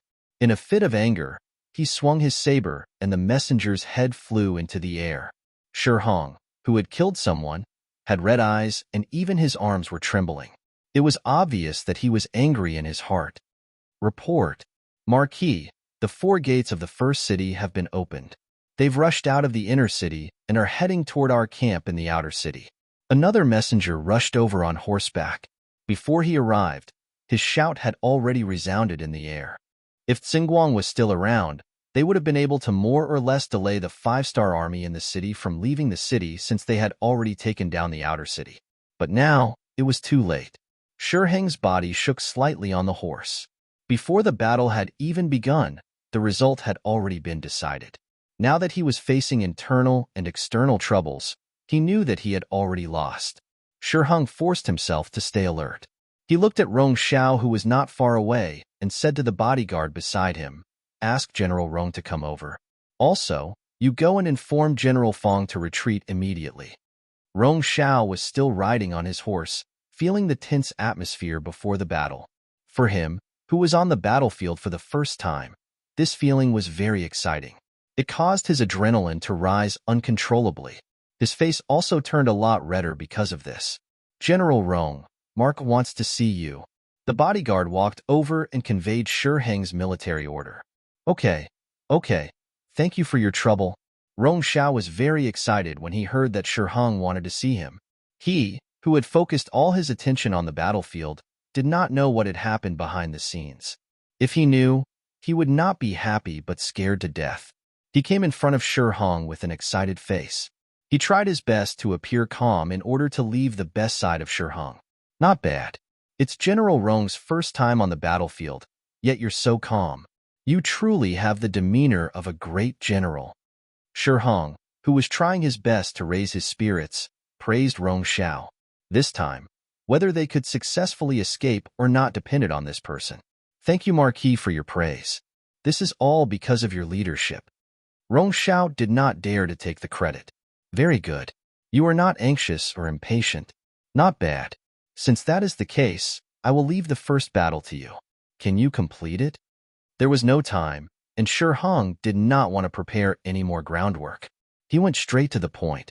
Hearing that he could be the vanguard, Rong Xiao was very excited. He patted his chest and said, "Marquis, please rest assured. Our swords and arrows want to drink blood. We want to have a taste." "Okay, I approve. You can go. As long as you make a great contribution, Marquis will definitely report it to the Emperor and ask for your reward." Seeing Rong Xiao so set off, Shi Heng's face finally showed a trace of satisfaction. "Thank you, Marquis." Rong Xiao cupped his fists and said gratefully. He then turned around and rode away. He did not know that once he left, he would never return. "Let's retreat." After looking at Rong Xiao's back, Shi Heng turned around and left. War was like this. It was either you die or I live. In order to survive, he could only sacrifice Rong Xiao and his 100,000 troops. On the other side, Shi Heng's order also reached the ears of Liaodong Iron Cavalry General Fong Dingshan. You want us to retreat? What the hell? Fang Dingshan, who had long been prepared to compete with the five-star troop, was obviously unhappy. He looked at the messenger with a glint in his eyes, and a murderous aura exuded from his body. General, this is Marquis order. The messenger thought for a moment and was afraid that Fang Dingshan would vent his anger on him. Marquis had already killed one, and he did not want to be the second. Thinking of this, he carefully moved forward and said, General, the Walla cavalry has already retreated. General Tsungguang also left with his troops. When Marquis told me to inform you, he was also prepared to retreat. What do you think? Fang Dingshan, who was about to vent his anger on the messenger soldier, involuntarily paused. After about 3 breaths, he let out a long sigh. I see. Thank you for the information. General, you are too serious. Please hurry up. When the messenger heard Fang Dingshan's words of gratitude, he immediately let out a long sigh of relief. He then cupped his fists and left. After the messenger left, Fang Dingshan did not dare to delay any longer. He said to Luo Baikuan, pass down the order. All troops retreat. Retreat. Military orders were like mountains. Although Luo Baikuan still had a lot of questions, since it was the general's order, he had to carry it out. After he agreed, he ordered the 70,000 Liaodong cavalry to retreat in echelons. Elites were indeed elites. Even when they were retreating, they were still orderly. Compared to the army led by Shi Hong and Tsungguang who were fleeing in panic, they were much better. The 5-star army had arrived. According to yesterday's agreement, they launched a general attack at 3 in the morning. Hundreds of thousands of soldiers outside the city and tens of thousands of soldiers inside the city launched an attack together. If Shi Hong could have predicted this, or if he could have remained calm in the face of danger, with his advantage in numbers and the cooperation with the Wara cavalry, he might not have lost the battle. On the contrary, as long as he persevered, victory was not impossible. After all, the provisions of the new army in the beginning city had been used up. Just this morning, Yang Si took out all the food he had stored and made a delicious meal for the soldiers. It was as if he was going to break the axe and sink the boat. If such an opponent could be suppressed, it would only take a long time for the morale to drop, and it would be time for a counterattack. Unfortunately, under a series of small actions and preparations, Ming and Walla could not be of one mind, let alone fight the enemy together. When he learned that the 5-star army suddenly appeared in the east and north and began to attack, leader Yesen decisively gave the order to retreat. He could not guarantee that when the 5-star army arrived, the Ming army could not be relied on. He would never put his hopes on the so-called allies, especially those who were not reliable. Yesen's retreat was just a signal to retreat. Next was Tsungguang's 50,000 soldiers, Fang Dingshan's 70,000 Liaodong cavalry, and Shi Heng's 30,000 elite soldiers. An entire army of 200,000 retreated without a fight, leaving Rong Xiao and the 100,000 infantrymen on the battlefield. From an advantage to a disadvantage, the originally fierce battle ended up like this. It seemed to be a coincidence, but if one thought about it carefully, it was inevitable. If the alliance was not united, it would be better not to unite. Otherwise, the consequences would be unimaginable. Having said that, Rong Xiao, who was completely unaware of all this, was riding on his warhorse in high spirits and watching his army get into formation to fight the enemy. As expected of a merchant, he knew how to maximize the benefits of everything. After receiving Shi Heng's order, he gathered the generals under his command and told them openly, let's go and see what's going on. I'm a person who does not know much about war, nor do I know much about military matters. However, there is one thing that I know, and that is that it is natural for soldiers to eat grain. Therefore, what I want to do is to solve your worries. How about this, in this battle, no matter how the court rewards the generals who have made great contributions, I will reward them with 1,000 to 10,000 taels of silver. How about it? When there is a great reward, there will be brave men. Under the great reward, the generals were all excited. They all expressed that they would fight this battle well and add glory to Rong Xiao's face. Laughing with satisfaction, Rong Xiao watched the generals leave the tent. Humming an unknown tune, he called for the military singers and prostitutes, and just like that, they began to drink in the big tent. To Rong Xiao, as long as everything was arranged to the right people, He only needed to wait for the good news in the big tent. While drinking wine and watching the music and dance, he even imagined the scene of going to Shihong to report his victory. Presumably, this time, he would definitely achieve great success. First city. All the cavalry warriors of the new army had done all the preparation work before 3 o'clock in the morning. They filled their stomachs, fed their war horses, sharpened their swords and spears, and prepared their bows and arrows.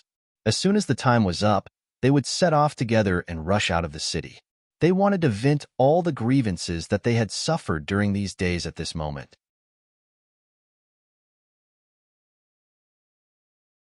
Chapter 1182.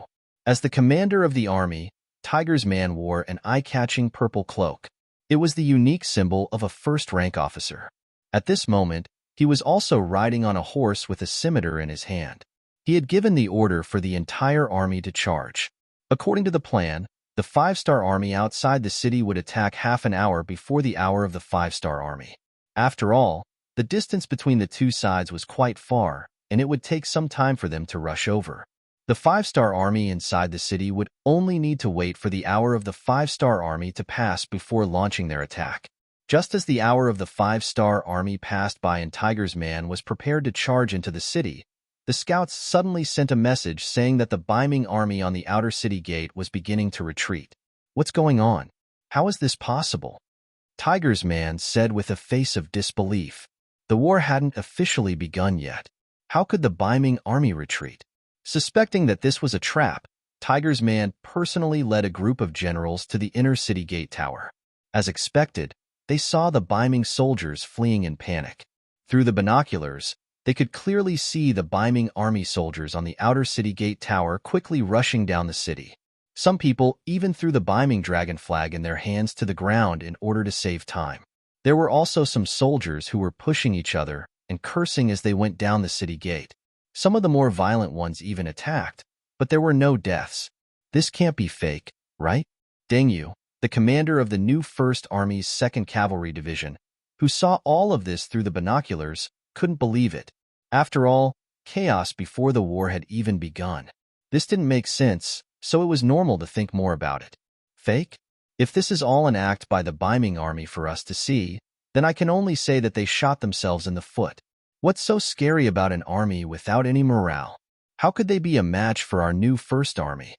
Tiger's man put down the binoculars and said with a proud expression, "In a battle between two armies, the level of morale often determined the outcome of the battle.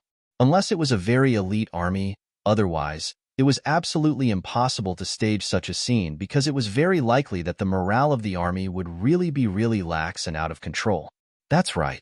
It's very likely to be true. Although we don't know what's going on outside, we shouldn't miss such an opportunity. Commander, I suggest we launch the attack in advance, Lu Zhua, the commander of the 1st Cavalry Division, requested after putting down his binoculars. That's right. Our heavy cavalry regiment requests for battle. Regiment Commander Winchaser said, "Our light cavalry regiment is fast. We also request to fight." Commander Ma Xiong-shan did not forget the last time they encountered the Liaodong Iron Cavalry that retreated without a fight. Although there was a military order for him to retreat at that time, and although it seemed that the order was correct, it was still a humiliation to him and the light cavalry regiment. Even in his dreams, he wanted to take revenge. Our reconnaissance regiment also requests to fight. Regiment Commander Ding Shan also stood up. Okay, seeing that it was about to become a mobilization meeting, Tiger's mane quickly waved his hand. Since everyone is so full of fighting spirit, then I don't think there's any need to prioritize. Let's go out in 4 cities. In short, we have to go all out and defeat the enemy. Yes, there was no need to fight. Everyone could go out of the city with the fastest speed to join the battle. The Tiger generals were all eager to try, and their faces were full of murderous intent. Next, the generals rushed down the city. Then, the 4 main city gates of the first city, which led to the outside world, were all opened. Then, the vast cavalry army rushed out and rushed to the barracks behind Rong Xiao's army, which was not prepared. After receiving Rong Xiao's promise of a heavy reward, the generals were full of fighting spirit. Because of this, they all wanted to make the first contribution. The generals who were supposed to be in charge of the security at the rear also moved their troops to the front. In this way, they could find an opportunity for themselves. It was precisely this kind of move that made their rear seem very empty. When the new cavalry army rushed out of the inner city, smoothly passed through the outer city, and arrived at the rear of the Ming army, they did not encounter any decent resistance at all. Although the division commanders and regimental commanders were also very curious as to why such a result occurred, they did not stop attacking. Instead, when they arrived at the rear of Rong Xiao's army and saw that the enemy's rear was undefended, one by one, they pounced forward like wolves and tigers. They did not care why such a fatal loophole appeared in the Ming army. They only knew that if they did not take advantage of the situation, they would be bastards. Since the enemy was not prepared, they only needed to charge forward. They would definitely not greet the enemy first and give the enemy time to prepare for battle. As a result, the Ming army was in a tragic situation. Suddenly, tens of thousands of cavalrymen from the 5-star army appeared behind them. It was as if the heavens had descended from the sky. Several Ming army that had reached tens of thousands of soldiers were almost defeated after being stabbed in the butt. This kind of defeat quickly affected the other Ming army nearby. Some generals even did not know what to do with their troops. Should they prepare their bows and arrows to kill the 5-star army? Or should they turn around and deal with the 5-star army that had suddenly appeared behind them? Even the generals could not make a decision at the first moment. The soldiers below were even more chaotic. Many soldiers had fled before the battle. There were also many people who were smart enough to kneel on the spot and raise their weapons high. They were already prepared to surrender. 100,000 soldiers. Although it seemed like a lot, if they really fought, it would be difficult to kill them all even after a day and a night. However, when the thoughts of surrendering and fleeing took over, it was not that difficult to deal with. In less than an hour, the army began to collapse.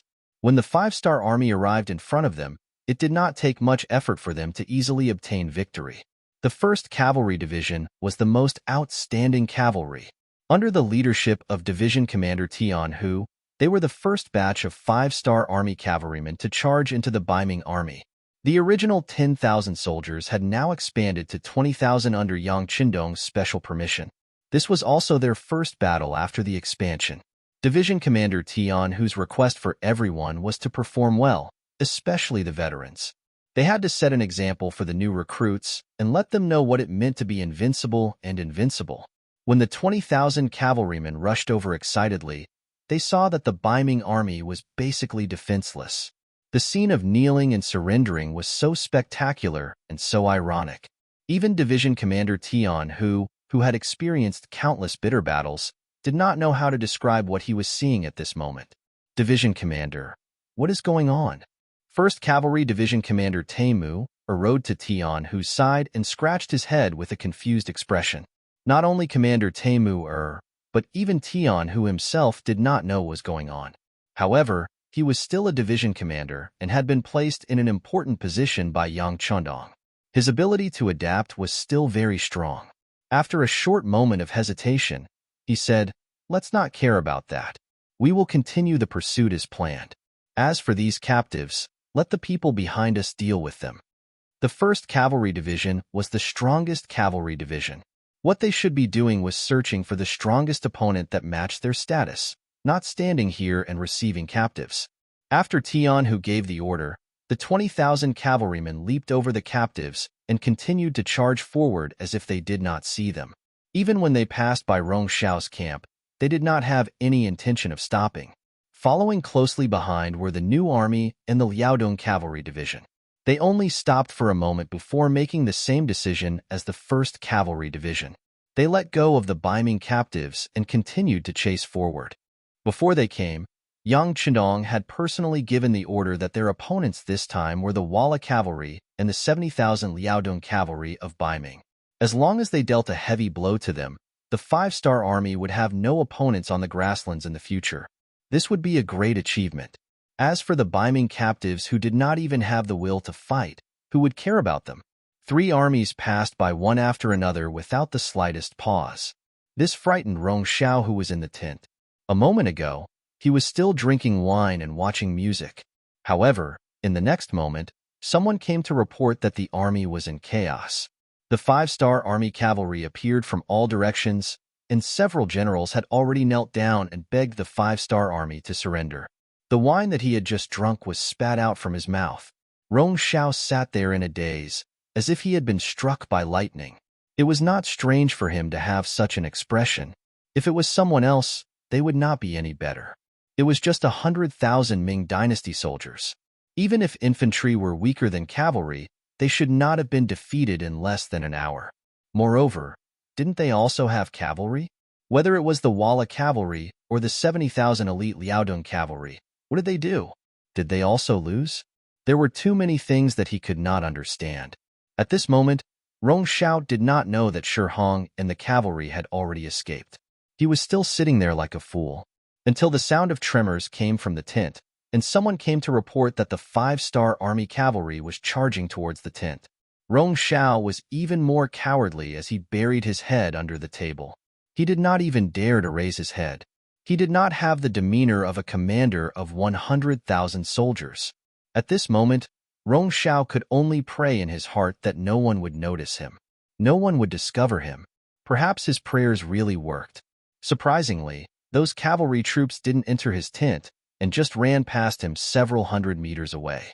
The outside quickly returned to silence, and no one came into the tent. Rong Xiao patted his chest and got up from the table. Then, he saw that everyone in the tent was like him, trembling on the ground. If it was only the dancers who were behaving like this, it could still be forgiven. After all, they were women, not soldiers, so he couldn't be too strict with them. However, the bodyguards who were protecting him were also behaving like this, which really made Rong Xiao furious. He couldn't help but shout loudly, what are you all doing?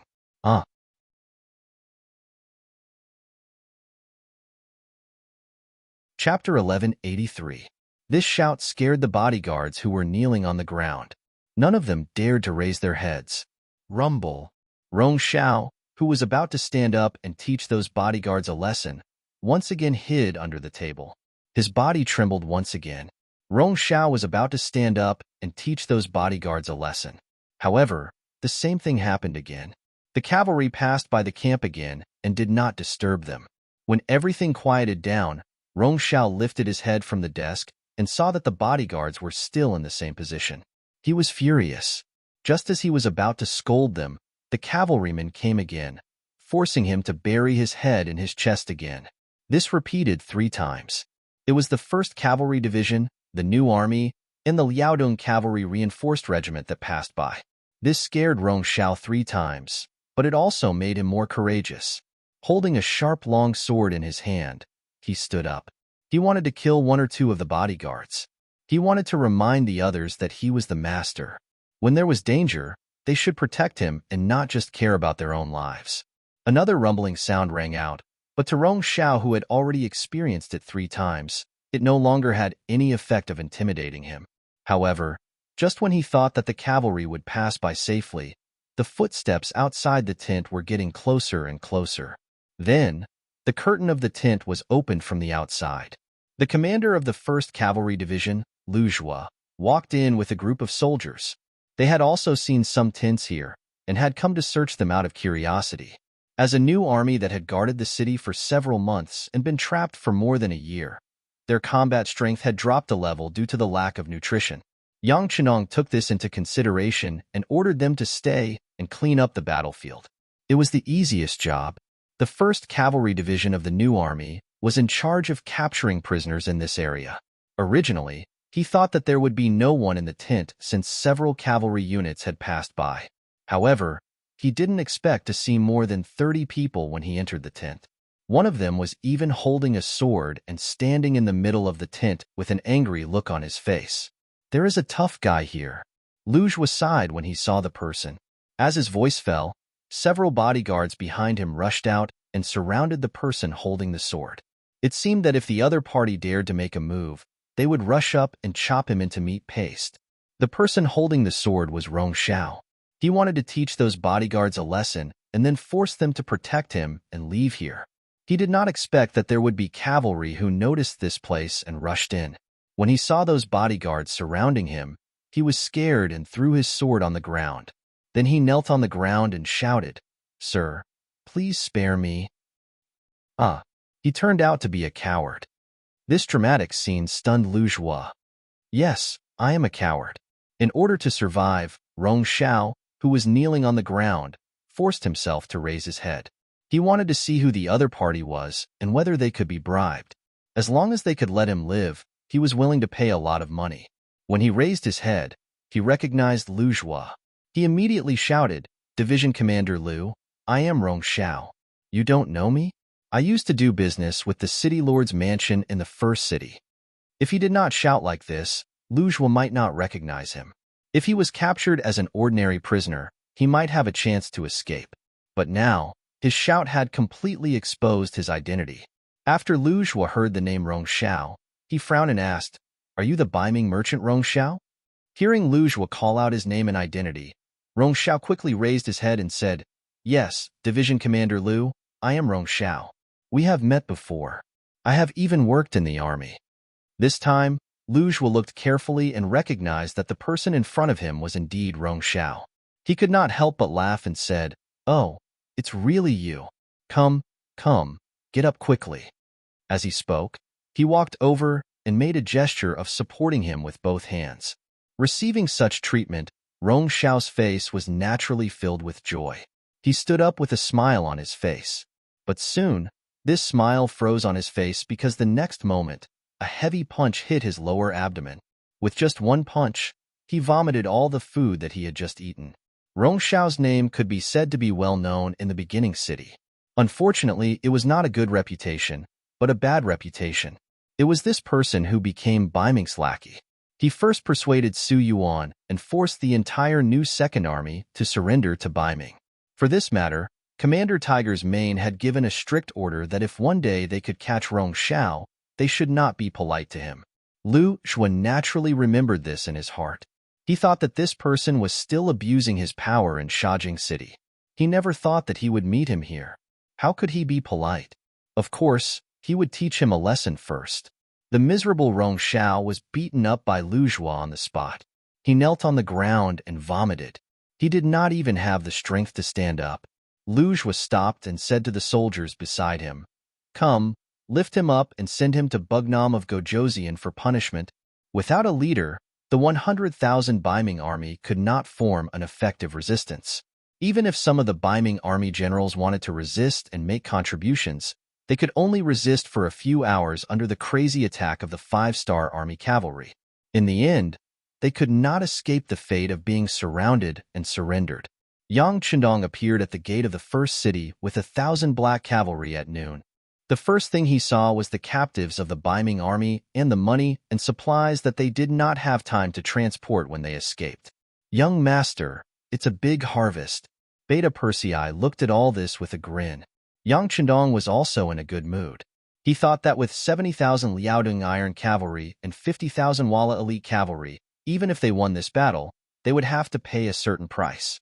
He did not expect that Shi Hong was so afraid of death that he escaped so quickly. This was naturally because of the previous strategies that worked, but it also had a lot to do with the incompetence of the commander of the Ming army. Young master." Not far away, a group of cavalry galloped over, and the shout could be heard clearly even though it was still far away. "It's Tiger's Head." Beta Persei had good eyesight and recognized the person who came. He was also excited. It had been more than 2 years since the last time they were separated. Anyone would be excited to see each other again, especially Tiger's Mane, who came over on horseback, jumped off his horse when he was still more than 10 meters away from Yang Chendong and ran over. Facing this errand boy and servant who had accompanied him since he was a child, Yang Chendong was also filled with emotions, and his eyes involuntarily became gentle. "Young master, you're finally here." Tiger's Mane, who fell 10 feet in front of White Dragon, couldn't help but cry. "Quick, help Tiger's Head up." Yang Chendong couldn't stand to say this the most. He could see tens of thousands of soldiers fighting and even dying on the battlefield, but he just couldn't bear to see these men in tears. Beta Persei dismounted from his horse and helped Tiger's Mane, who was kneeling on the ground, up. Tiger's Mane, who seemed to have just calmed down, burst into tears again because of Yang Qindong's words. You've worked hard. Unlike parting, Tiger's mane was a person who would rather break than bend. He had even prepared to live and die with the first city. He also thought that he would never see the young master again in his life. At this time, seeing him again, one could imagine how excited he was. Young master, you're becoming more and more mature and charming. Tiger's mane couldn't help but say after looking up and sizing up Yang Qindong. When he first entered the capital of the great Ming dynasty, Yang Qindong was only a young man who was less than 20 years old. But now, he was nearly 30 years old and was a mature middle-aged man. Even the corners of his mouth had grown a beard. How could people not be moved? Ha, Tiger's mane. Your flattery skills have also improved. With Yang Qindong's laughter, the atmosphere at the scene suddenly became much more cheerful. After Tiger's mane, Yang Si, Yumian, and the others came to greet him one by one. Yang Qindong gave each of them verbal encouragement, making them feel the warmth and importance of being close to them. After everyone greeted each other, they talked about the current situation of the battle. Tiger's mane took the initiative to report, young master, except for more than 10,000 people who died or were injured in battle, the rest of the 100,000 Ming army surrendered and were captured.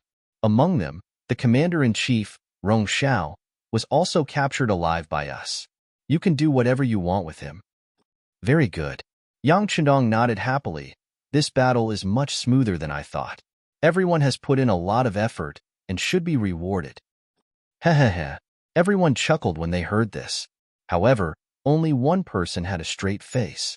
When he saw that Yang Qindong seemed to be in a good mood, he suddenly stepped forward and said, King, I don't want to be rewarded. I only request to participate in the hunting mission. Please allow it. The person who spoke was the commander of the new light cavalry, Ma Xiangshan. It was obvious that he was still angry about being stopped by the Liaodong cavalry. This time, he wanted to take revenge.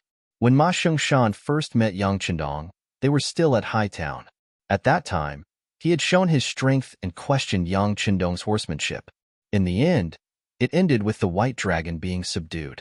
After not seeing each other for many years, the moment he opened his mouth, it was as if he was in a difficult position. Tiger's mane, Yang Si, Yumian, and the others were all shocked and angrily rebuked him. Today, Yang Qindong was no longer the Yang Qindong of Hightown. He was now the Bugnam of Gojoseon.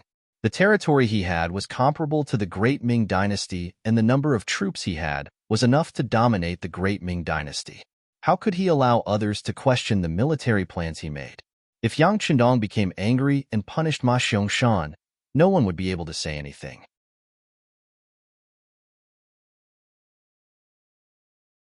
Chapter 1184. Commander Ma, what are you doing? Hurry up and apologize to the king. Tiger's mane was the first to speak. It was clear that he still cared for and valued this person. Commander Ma, hurry up and apologize. Yumian, Yang Si, and the others also spoke up. Lu Zhua and the others, who felt that they had lost face, also hurriedly winked at Ma Xiangshan, reminding him within the appropriate range.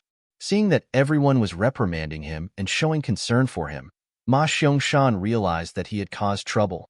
Yang Qindong was not Tiger's mane, who could voice out his opinions in person. He immediately knelt on the ground and kowtowed to Yang Qindong. King, please forgive this subordinate's reckless words. Young master, you see, Ma Xiangshan's temper is like this. He speaks without thinking. In fact, he doesn't mean anything else, and he doesn't mean to question your decision. Please forgive his reckless behavior. Yes, Commander Ma is usually a good person. He is loyal and reliable, and does things seriously. Yang Si is willing to vouch for him. He did not mean to be disrespectful. Yang Si also spoke up at this moment, and his knees went soft as he knelt on the ground. The originally happy and harmonious scene instantly became like this. Everyone didn't even dare to breathe loudly. Yang Qindong's expression did not change, but he lamented in his heart. In the past, he always heard people say that it was lonely at the top and that an emperor would not have any friends. He never believed it. However, everything that happened in front of him vividly taught him a lesson. It made him understand that now everyone was actively keeping a distance from him. This might be a show of respect. However, from now on, it would not be so easy for him to be friends with these people and hear some truth. Young master, look.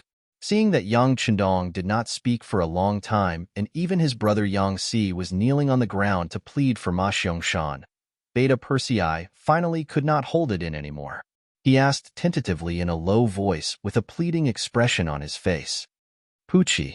When Yang Chendong saw Beta Persei's reaction, he finally could not help but laugh out loud. He then pointed at the crowd and said, "What are you doing? What are you all doing? Do you really think that just because I, the young master, am in a higher position, will become estranged?" Commander Ma only gave a suggestion. He didn't do anything. Why should I punish him? Why don't you all get up? Yang Chendong said with a smile on his face. Obviously, he was not angry.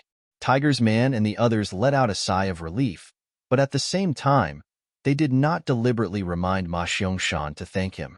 Ma Xiangshan was very clear that his actions just now were very uncomfortable. This time, his apology was sincere. "Your Majesty, it's all my fault. I didn't think before speaking. Thank you for your forgiveness." "Well, it's not a big deal." Besides, Commander Ma gave a military suggestion.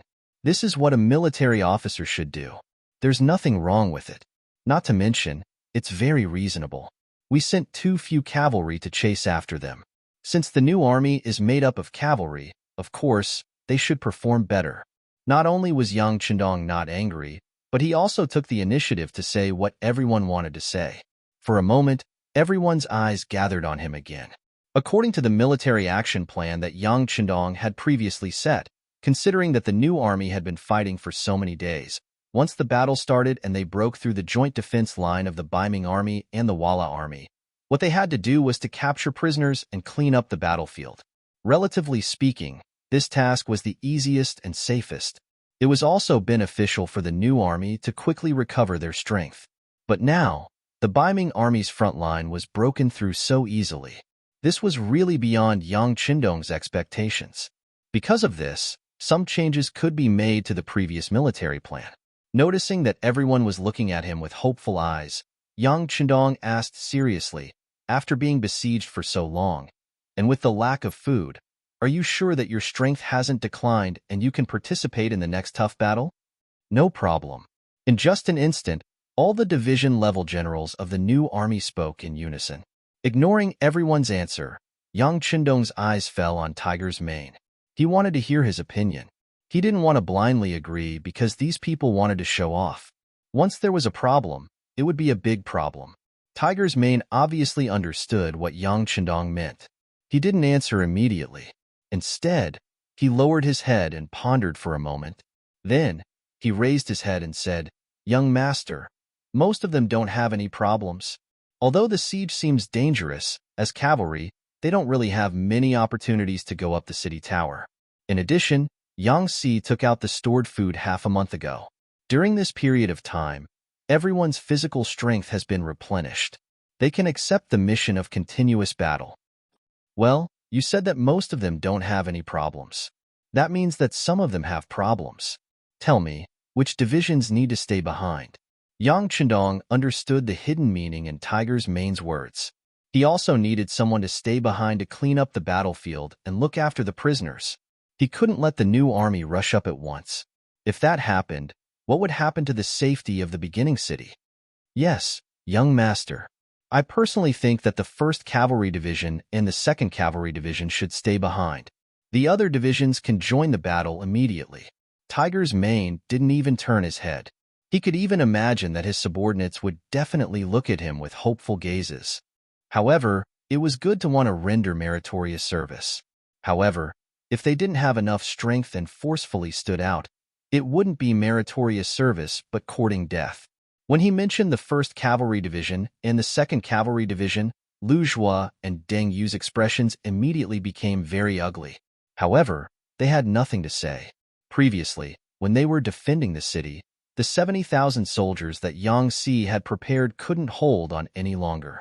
The two divisions even abandoned their horses and rushed up the city tower. Only then did they protect the city. Because of this, their losses weren't small.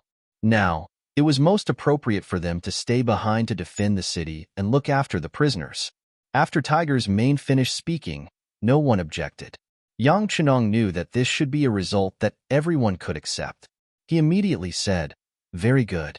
If that's the case, the 1st Cavalry Division and the 2nd Cavalry Division will stay behind. Heavy Cavalry Regiment, listen to my orders. You are ordered to wander around Tulu City. If you find any Ming army that wants to come out, fight them back. If there are too many enemy soldiers, you can return to the beginning city at any time to ask for reinforcements." Yes. The Heavy Cavalry Regiment's commander, Windchaser, immediately agreed excitedly. "Light Cavalry Regiment and Reconnaissance Regiment, rest for a while. After that, you will set off with this king and kill your way to the Hanoi area. This time, we will make the Wara Wara pay the price. I want Yeshin's head." Yang Qindong's voice became louder and louder as he spoke. The two commanders, Ma Xiangshan and Ding Shan, immediately agreed loudly. As the war went surprisingly smoothly, Yang Qindong's vision was no longer limited to taking back the lost cities. Instead, he wanted to make a crusade against his enemies and opponents. And this time, his target was the leader of the Wara Wara, Yesin. Although Ming was also an opponent, after all, they had a deep foundation and were powerful. If he tangled with them now, he didn't know how many troops and time he would have to invest. This was not in line with Yang Qindong's current development goal. It was better to let go of the opponent first and clench his fists to deal with Yesin first. Of course, if Ming didn't know what was good for them and still came out to mess things up, then he didn't mind fighting a few more battles with them. The new army's military plan had been adjusted. Everyone went to prepare. Using these few hours of reorganization, Yang Qindong came to the big tent outside the city.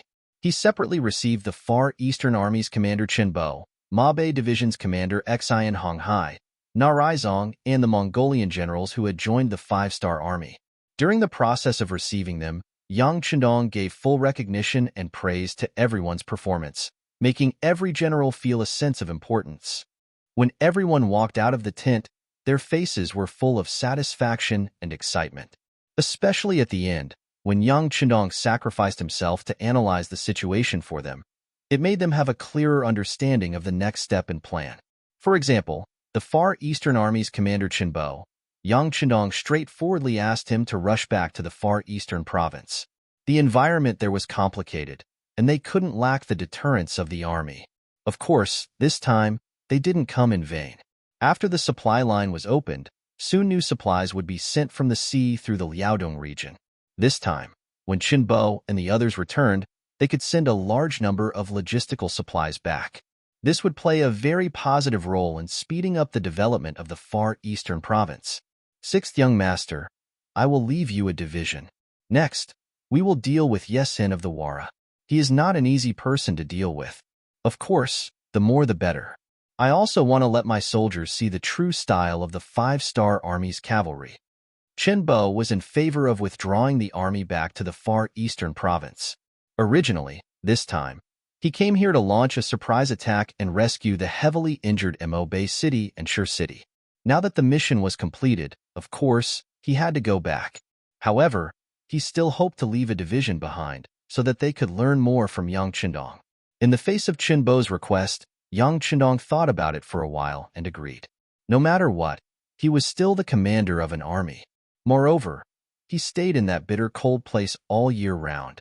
If he made a request, he would have to fulfill it. After Chen Bo left a division behind, Narisong was also allowed to bring 20,000 Mongolian cavalry to participate in the next battle. Yang Qindong only had one request for him, and that was to follow orders. Since those small Mongolian tribes wanted to have a share of the pie in the war, they must obey orders and follow orders. If they couldn't do this, then they should leave as soon as possible. Now, Yang Xie didn't have to rely on these small Mongolian tribes. You're tuning in to the Warrior Lore YouTube channel. Don't forget to subscribe and join us on this journey to catch the most captivating stories.